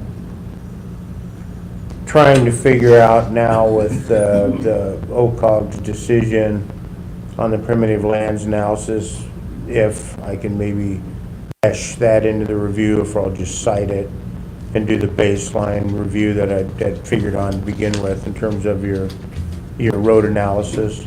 But working on all those things, I'm still have a target date of putting it in front of the Planning Commission in April. We're gonna work very hard to get that done. So I'll start at their March meeting, kind of introducing the data that we do have, so when they do see a draft, it's not all cold, but they'll be kind of warmed up to the methodology and how we're doing it, and could even inform some suggestions they might have, or offer some suggestions they might have, to craft that. So that effort moves on. Related to that, to some extent, more of our, remembering that we have the IGA with the Colville Confederated Tribes in terms of how we process land use applications. So they get notice of everything that we do, we get notice of the things they do. We sort out lead agency, we offer comments back and forth.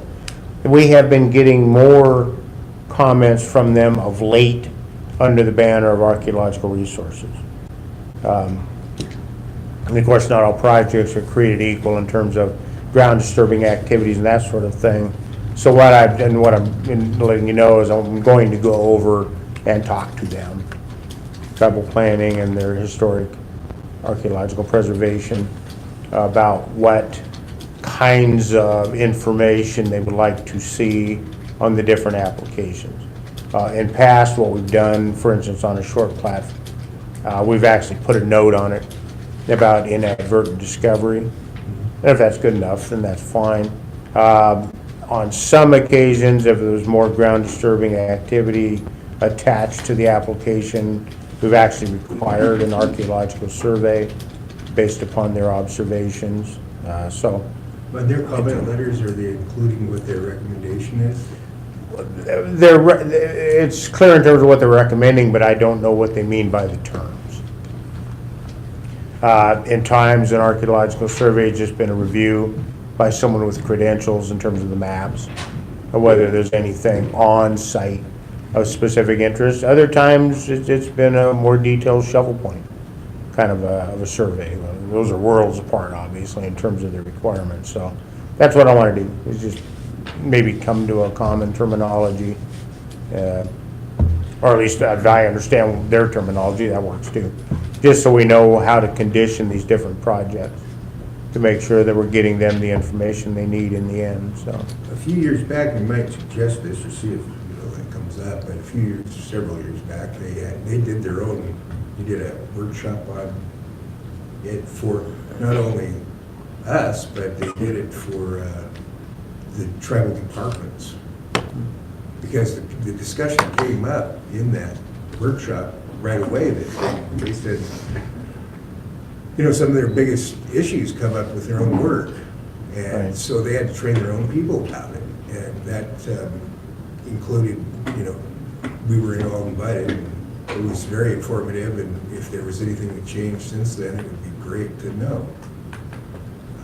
that would be interesting. Yeah, When it was pretty good. maybe we can put, I'll say I'm going to go talk to him. Once you know, I'm going to go talk to him Yep. and make sure that we're getting them what they need, and maybe I'll throw that into the mix. I'm sure that'd be useful. I I think, mean, a lot of new people involved in this business these days, so. Let's see. Then, just, that Commissioner Branch may have already told you this, but, we'll be sponsoring, or we're working to sponsor a planning short course. End of April is kind of the tentative date. When that firms up a bit, what I thought I would do is what we have done in the past when we had a short course, was let the cities know. Everyone has new planning commission members, everybody has new folks working in the business again, so try to get a good attendance for that, just to let you know. We don't have a date, correct me if I'm wrong, I haven't heard an actual specific date or location yet, but this is a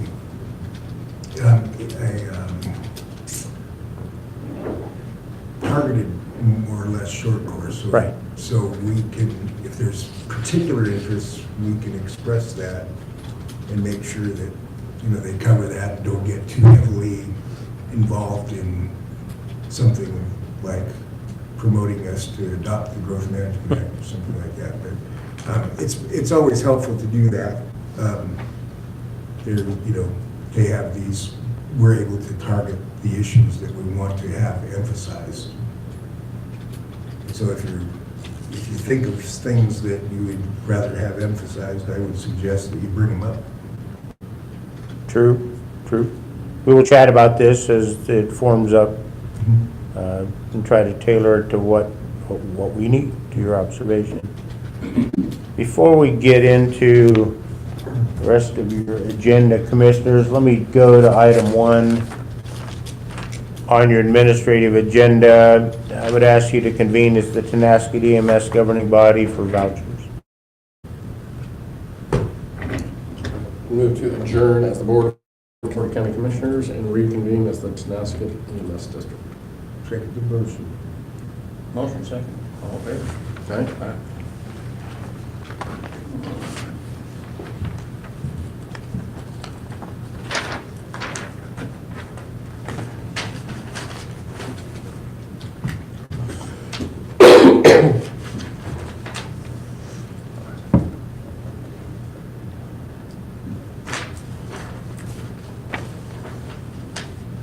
I move to approve the voucher certification for Tonasket EMS, contract with Lifeline in the amount of $27,700, or $21,700. Second? Motion second, discussion. 20, you said $21,700. $21,700, sorry. Got it backwards when I first said it. Yep. Any further discussion? Hearing none, all in favor? Aye.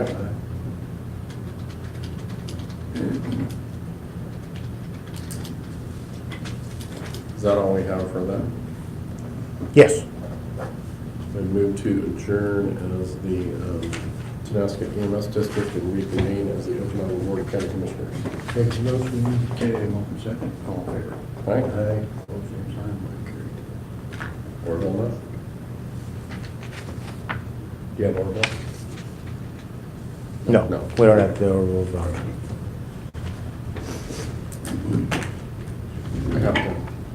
I have to talk to Tanya really quick. Okay.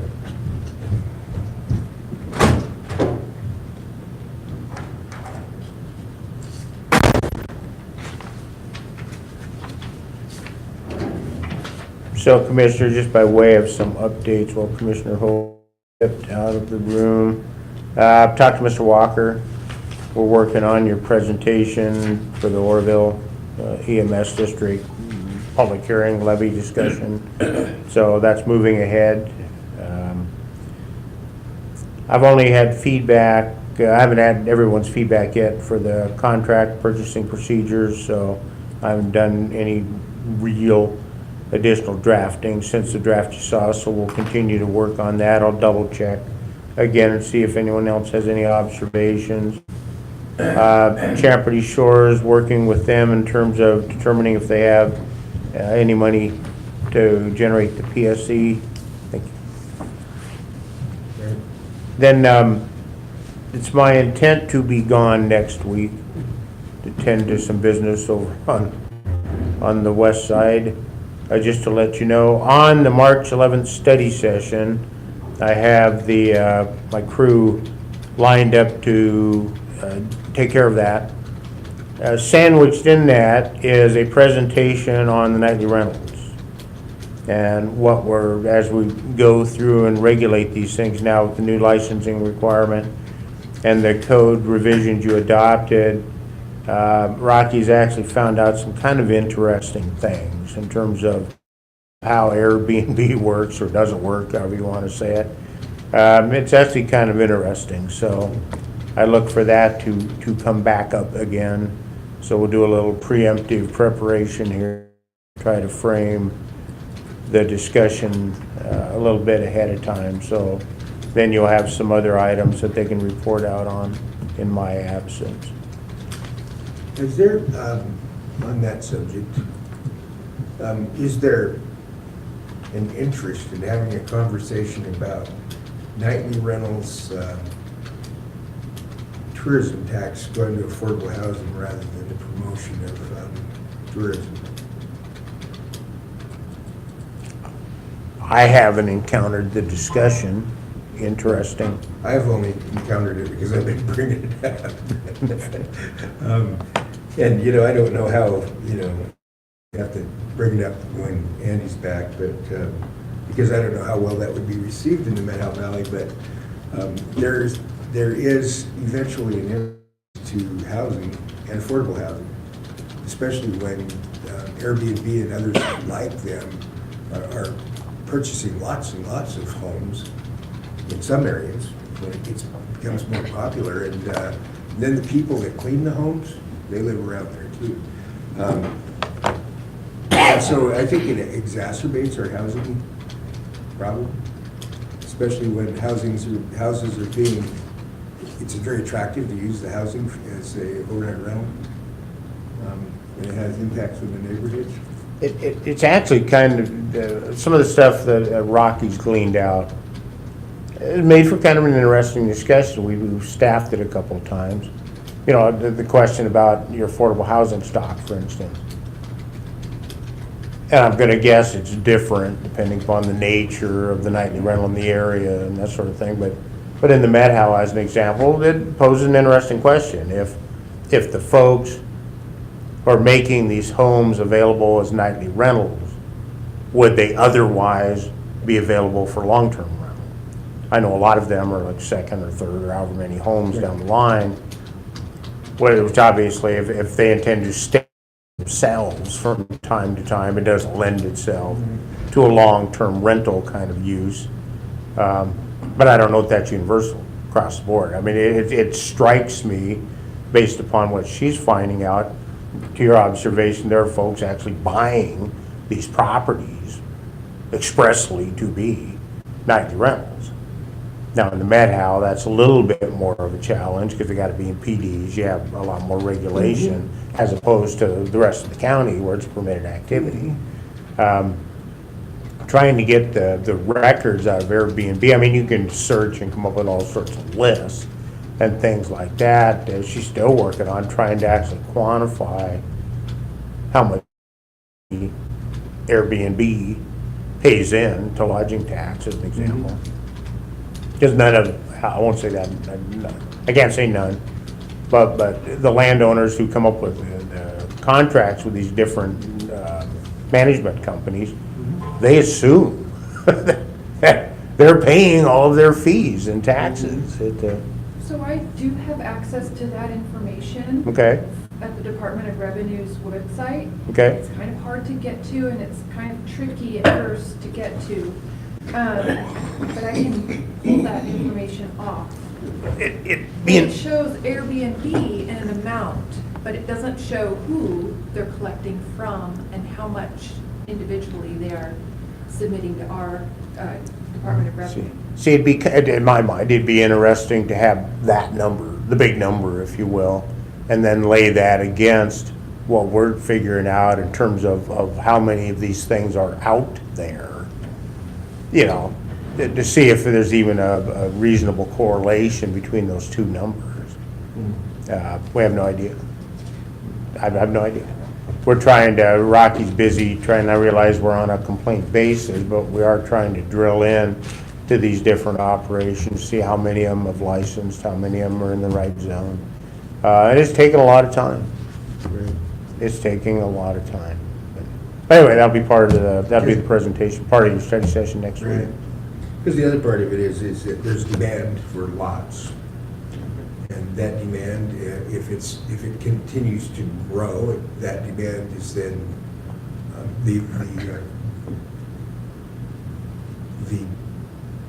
there's no surplus, I don't think.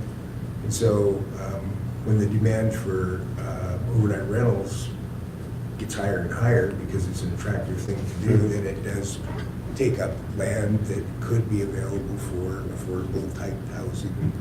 And so, you know, so far, the only model that I see, I think there's a correlation, and I think we should pay close attention to that. The only model I see so far that actually addresses affordable housing in any positive and recognizable way is the housing trust like we're doing now.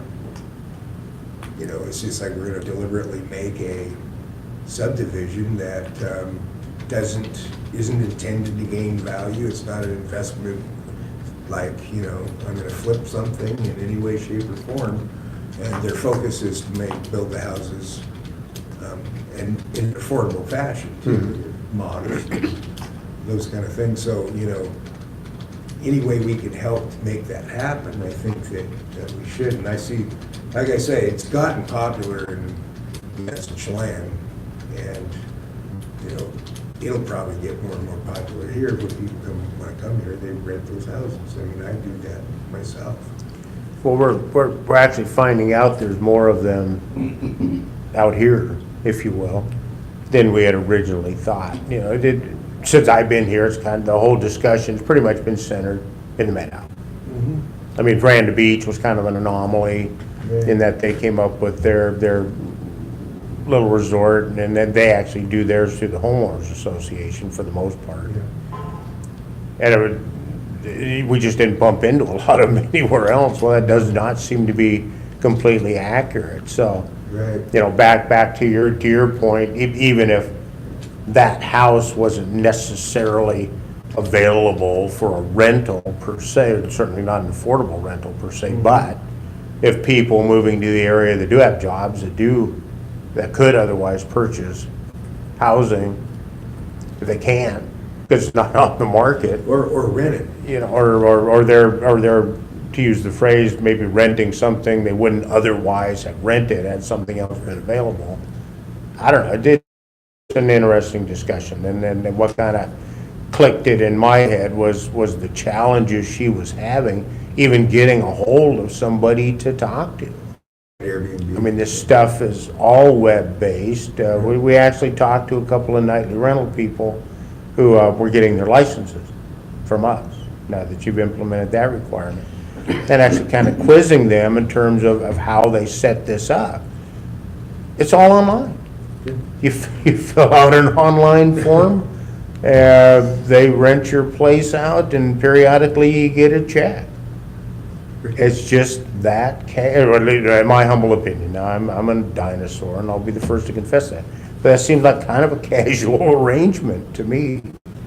You know, the clerk of the board, you get us that course number. It'd be interesting to see if that even passes the sniff test in terms of the number of units.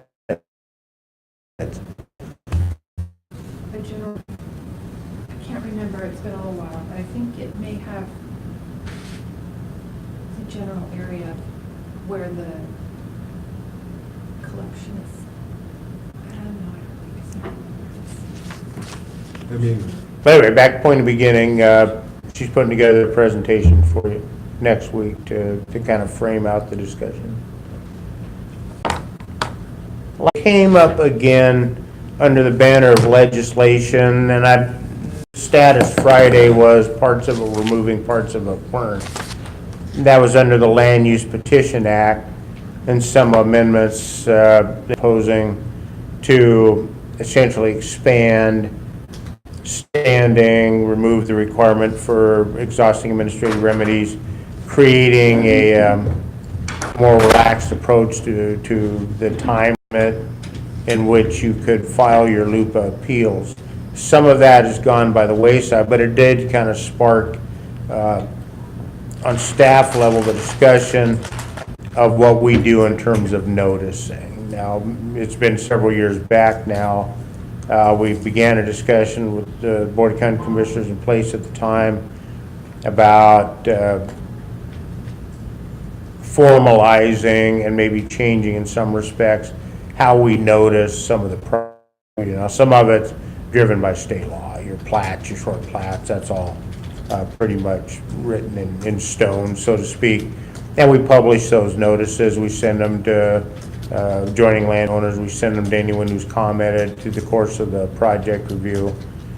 So those I don't know that we would be interested in changing. That would be up to you. But we also publish notices of a lot of things that other counties consider minor land use decisions, boundary line adjustments, things like that. Now, what we were talking about before was creating through a process where perhaps those could just be put on the website or something like that. At the time, it was during budget crunch, trying to figure out a way to maybe save some money. The board at the time thought it wasn't worth it, so we abandoned the discussion. What actually drove it now is with the discussion around LUPA, WASAC has kind of identified the need, and it might be something to take up with Tanya, is identify the need for the counties not necessarily directing what it should be, but actually adopt what you're going to use for noticing requirements for all of these things. You know, building permits as an example, I suspect we don't publish decisions about building permits, and I'm not saying that's good or bad, we just don't. There's nothing anywhere that says we're not. Rather than publish, we could put them on the website, or we just leave it the way. But again, we don't have anything really adopted on a policy level that says how we're going to publish or notice, more accurately to say, the various decisions, both administratively and through the hearing examiner. So Just an observation, we had a resolution written. I've picked that back up. We'll polish it up a little bit. I'll put it in front of you and we'll have some discussion in terms of whether you want to do anything different or if it's just a matter of codifying what we do. So when you post a property, you do it on a conditional use permit probably? We require the applicant to post the property. We publish notice, we mail notice to adjoining landowners. In some cases, we mail to the, if there's a city nearby or something like that. We've actually expanded some of our mailings from what has been done in the past. But that's how we'll of course, the litany you know well, your notice of threshold determination if there's SEPA. That takes you through the threshold SEPA period, then we issue our notice of final decision in terms of SEPA. Then if there's a public hearing, it's generally embedded in that. The public hearing usually in front of the hearing examiner or you, sometimes the planning commission. We publish that and then we publish, if it's a land use decision, we publish that notice. The hearing examiner approves a plat, for instance, or a CUP. That's published. We go back out with the mailers. In terms of your legislative actions, I'm not sure what we do, Laney does in terms of or if there is any publishing of notice for those. I know they're in the minutes and it's available on the website and those sorts of things. So. I just do what's required by law for Yeah. public hearings. So, it's just one of those discussions we picked up a few years back. And it's come back up again under the banner of these LUPA amendments. So, as I said, we'll finish that up and put it in front of you. We'll have some discussion. So those required postings by the landowner, are they specific? Do they spell out what the notice has to look like? Yeah, we actually create the language for the notice. Size? Right. They physically put them on the project footprint, whatever it is. Because I remember, we don't have a whole lot of hugely controversial ones here in the Okanogan Valley. But I remember the one at, what is that called, Eagle something or another by the airport, Tonasket, was a huge Oh, yes. deal, and the posting itself became an issue. Mhm. That was Tonasket Homestead Yeah. was the title. We had all sorts of challenges with that one. Visibility of it. And There were I've some seen counties go pretty far out there. Whether or not they make the posting that big, the board they put it on, it says public notice, gets your attention. And then we haven't signed that we prescribe, but we usually prescribe the sign and the verbiage on the sign, and they actually physically put it up. Yeah, because if they did it bigger, they were probably smarter just to get that part of it out of the way, because it could really affect going forward. Adequate notice. Doug, I'll polish up that resolution and put it in front of you when we talk about it. That is your agenda.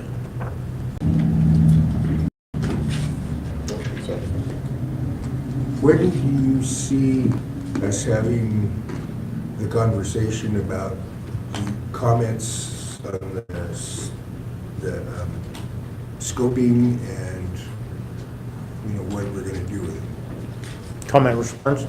Comment response and, our response, Well, what I'm working on now, and I'm actually working on a number of different things, kind of tag teaming it all, but I'm focusing on the comment response sheet. So that is the listing of all of the comments. From that, we'll glean the significant issues that we write the comprehensive plan about. I'm required to actually respond to all of them in some way or another. When I finish with that, theoretically, the Planning Commission is the first line of review, but I thought I would share that with you as well. And then go from there. Now, obviously, we've already picked some of the significant issues. I'm going to add a few that have come up. Some of them are, they're still comments. They aren't, in my opinion, they aren't necessarily issues that you'll write an environmental impact statement around. So, and that'll be the response. They'll feed into the record. I mean, nothing is filtered out of the record. All of it goes to the planning commission as they either identify other issues they want the draft EIS written around, or identify things that they want to plan to include, or both. So that's, and there's a lot of comments that we're taking a look at, so. 100? 100? Or in terms of the number of people commenting, I guess I don't know, in terms of the list Oh, yeah, a lot of of different items. comments, yeah. There were 60 some odd, I believe, people who commented, if I'm really sure, right? You may not, 60 people, give or take. Might have out been. of 42,000? Well, that's actually not a bad percentage, Commissioner. It's, believe it or not, that's, Wow. we didn't get any comments for the airport overlay. We mailed notices, we did, and by the by, that hearing has been set for the 25th, was it? Yeah, 25th at 3. You'll have your, you've continued your WATB hearing to 1:30, and then your hearing on the Tonasket Airport safety overlay is at 3.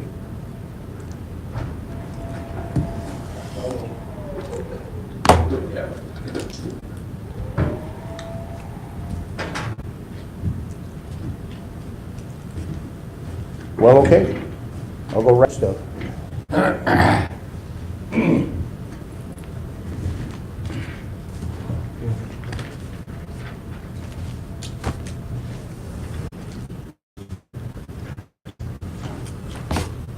Well,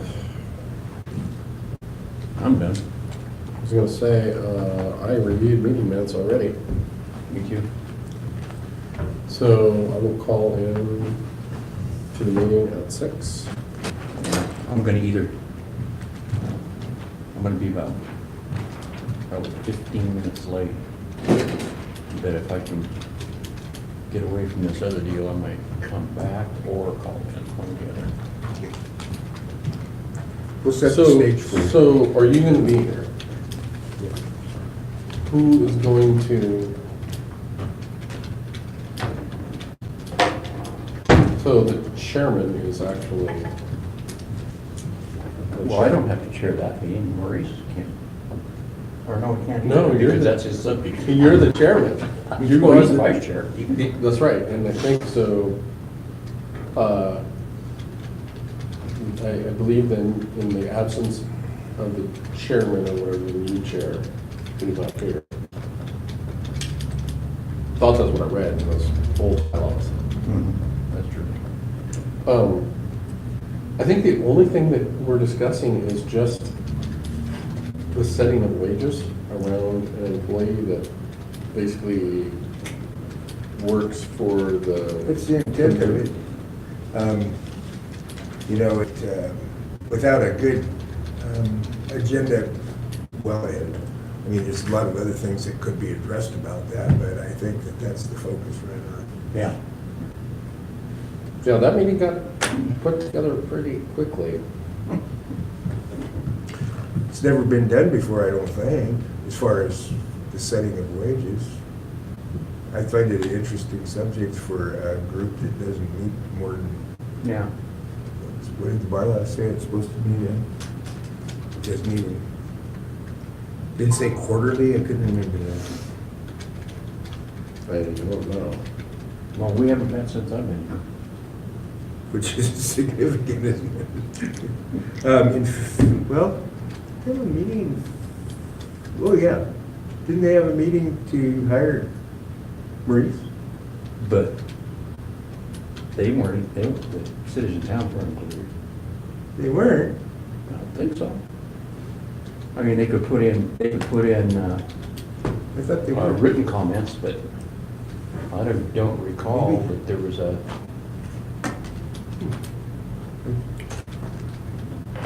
Didn't we get something from Perry that had to there. There was a memo. When, do you remember, we didn't have a meeting that included all the cities and towns when we hired Maurice? Yeah. Did? Yeah, there was a big meeting. It was the only one I can remember having. I wonder how, was I Maybe gone? you're good. I don't recall that. I'm supposed to be the chair, I guess I should have known that. Obviously, they didn't tell you at that meeting. Yeah, no. Somebody else must have heard it. Let's see. I would like to find that. Oh, here we go. I am going to. Go ahead.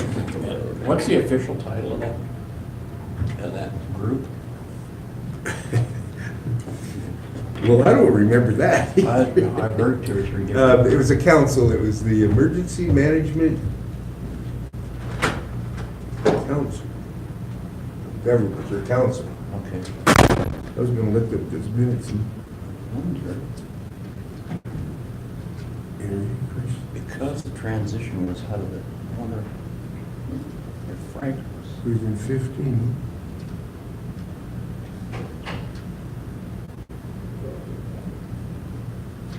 Emergency Management Council. Emergency Management Council. Here's the agenda for it. Yeah. Virginia Range, it was, didn't have minutes though. Yeah, he couldn't find minutes for it, I don't think. But there was an agenda. And it just said the executive board was the mayor, and 2 commissioners. 3 mayors and 2 commissioners were the executive board. Then they talked Okay, about- well, that could have possibly happened, but I was just thinking of all of the cities and towns. Yeah, So- yeah, who showed up, it's a Yeah. big deal. Which is part of my interest in terms of, if only a few show up and you're deciding on the wages you're gonna pay somebody that works for the county, but they work for this group, it says in the bylaws. Well, it's what. Yeah. If you had just 3 mayors, you could come up with one opinion about all that stuff, and it could get a little crazy. Mhm. But if obviously you didn't that time, you'd have really remembered it. Yeah, couldn't no, you? no, It's, Put together a packet with all that information when we started talking about uh-huh. it. What Chris just found out, Laney, that it was 2 commissioners and 3 mayors. That could have happened. Here's one. But I was just trying to remember a big meeting where all the cities in town. Here's were the minutes I to don't it. think all of them have ever attended all Yeah. at once, Yeah. but we've had enough to make a decision Yeah, at so, the okay, time. So that answers my question. Here's the minutes of April 22nd, and the members present was Rod Knoll, Greg Wilder, the Mayor Cooley Dan, oh, that was Greg Wilder, the Mayor Cooley Dan, Sidney Gagne, Mayor Momac, Pat Plum, Tonasket, you, Yeah, Ray Campbell, George Brady, and Sam Martin, Mayor of Concord Valley. And then Perry and. well, in 15, with all the fire activity and stuff, we had so doggone many meetings that, Yeah. every night there's a meeting. Well, this is April 22nd, so you were Oh, that was in the before spring. fire. Yeah, it was a special meeting. It was called to, let's see, it was ordered by Perry acting as facilitator. Put a quorum of council members and the president, and that was the appointment of Maurice. What, that was April 2000. 15. Yeah. Huh. Accepted motion to appoint him. Boy, it went fast, 1 hour. Did it at 1 o'clock in the afternoon, lasted an hour. And they just pretty much appointed him. Yeah, I don't remember a big hullabaloo about it. But they didn't say, Because there was no resistance from the sheriff's department, because Frank actually said, hey, you guys want to do that, that's perfectly fine with me. There's no problem whatsoever. they didn't talk anything about, or y'all didn't talk anything about how much you're paying him. Or at least it wasn't in the minutes. Well, there, Nan was here at that time, wasn't she, Laney?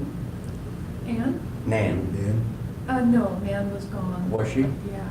Okay, because I remember there was a salary survey, and Maurice had already brought up the fact about his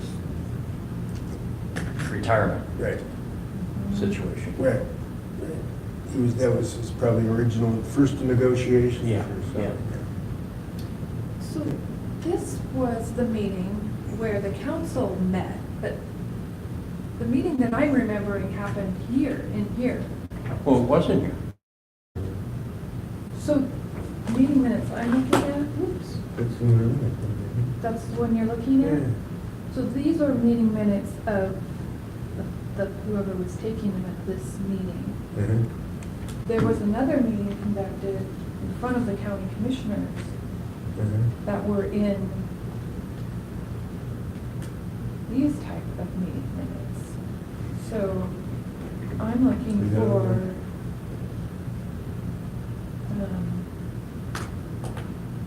and I probably got the wrong search criteria here.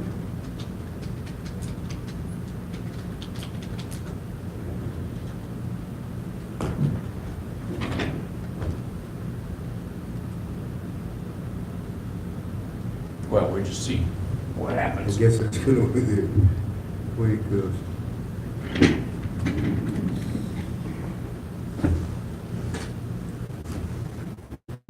I did want to get off. Did you send those or did Perry? Did you send the bylaws or was that Perry?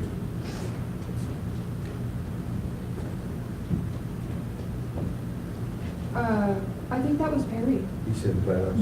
Yep. If, at least he sent them to me. I don't know if he sent them to you. I may have been forwarding those to you though. Okay. Well, let me just do a bylaws search here.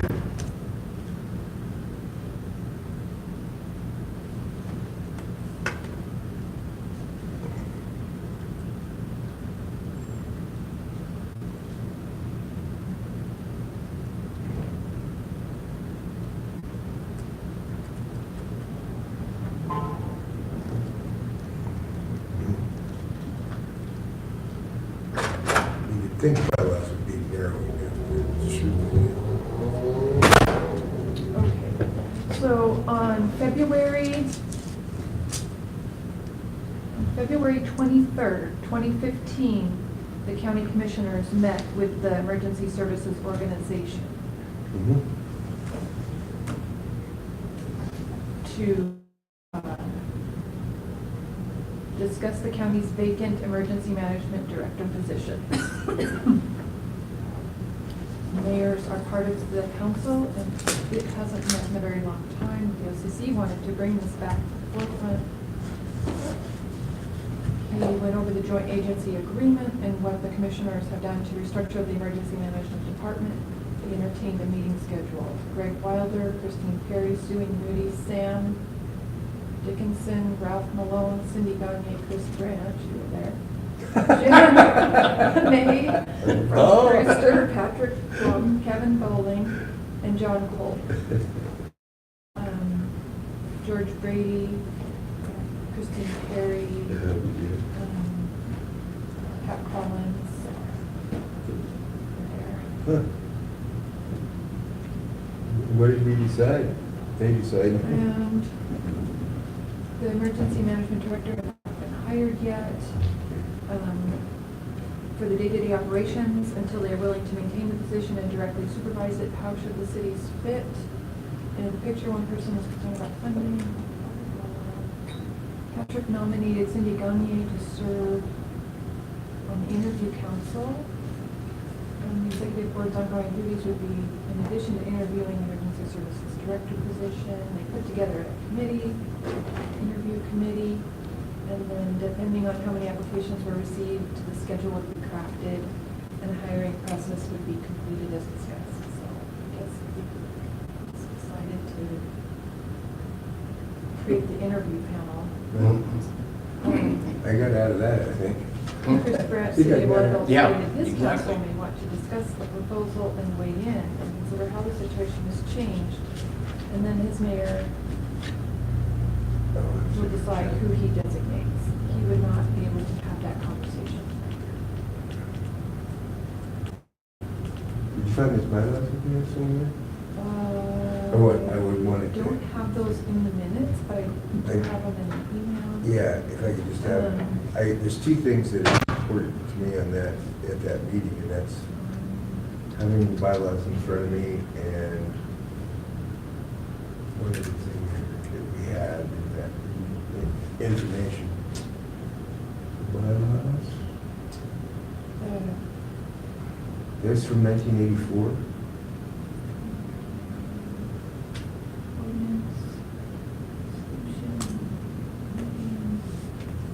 Oh, Emergency the council. resolution that you were speaking to was, there's the bylaws and then a resolution. There's a bunch of stuff. Oh. I don't even know what's all in here. I was just trying to look at the key stuff like, hey, we're here because it says right here. Somebody's bound to say something like, well, what does the bylaw say?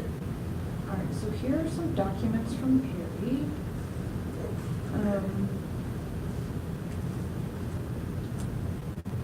I'm just gonna forward them all to you guys.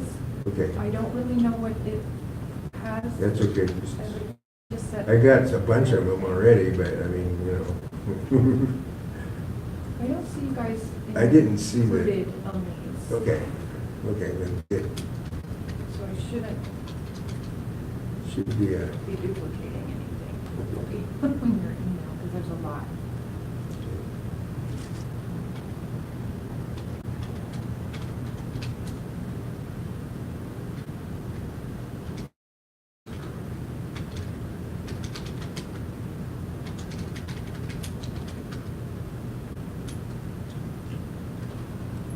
oh,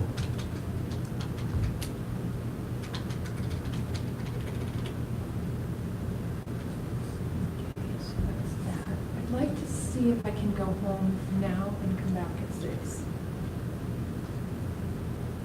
I would, I don't have anything really to do in Okay. other than. works for me.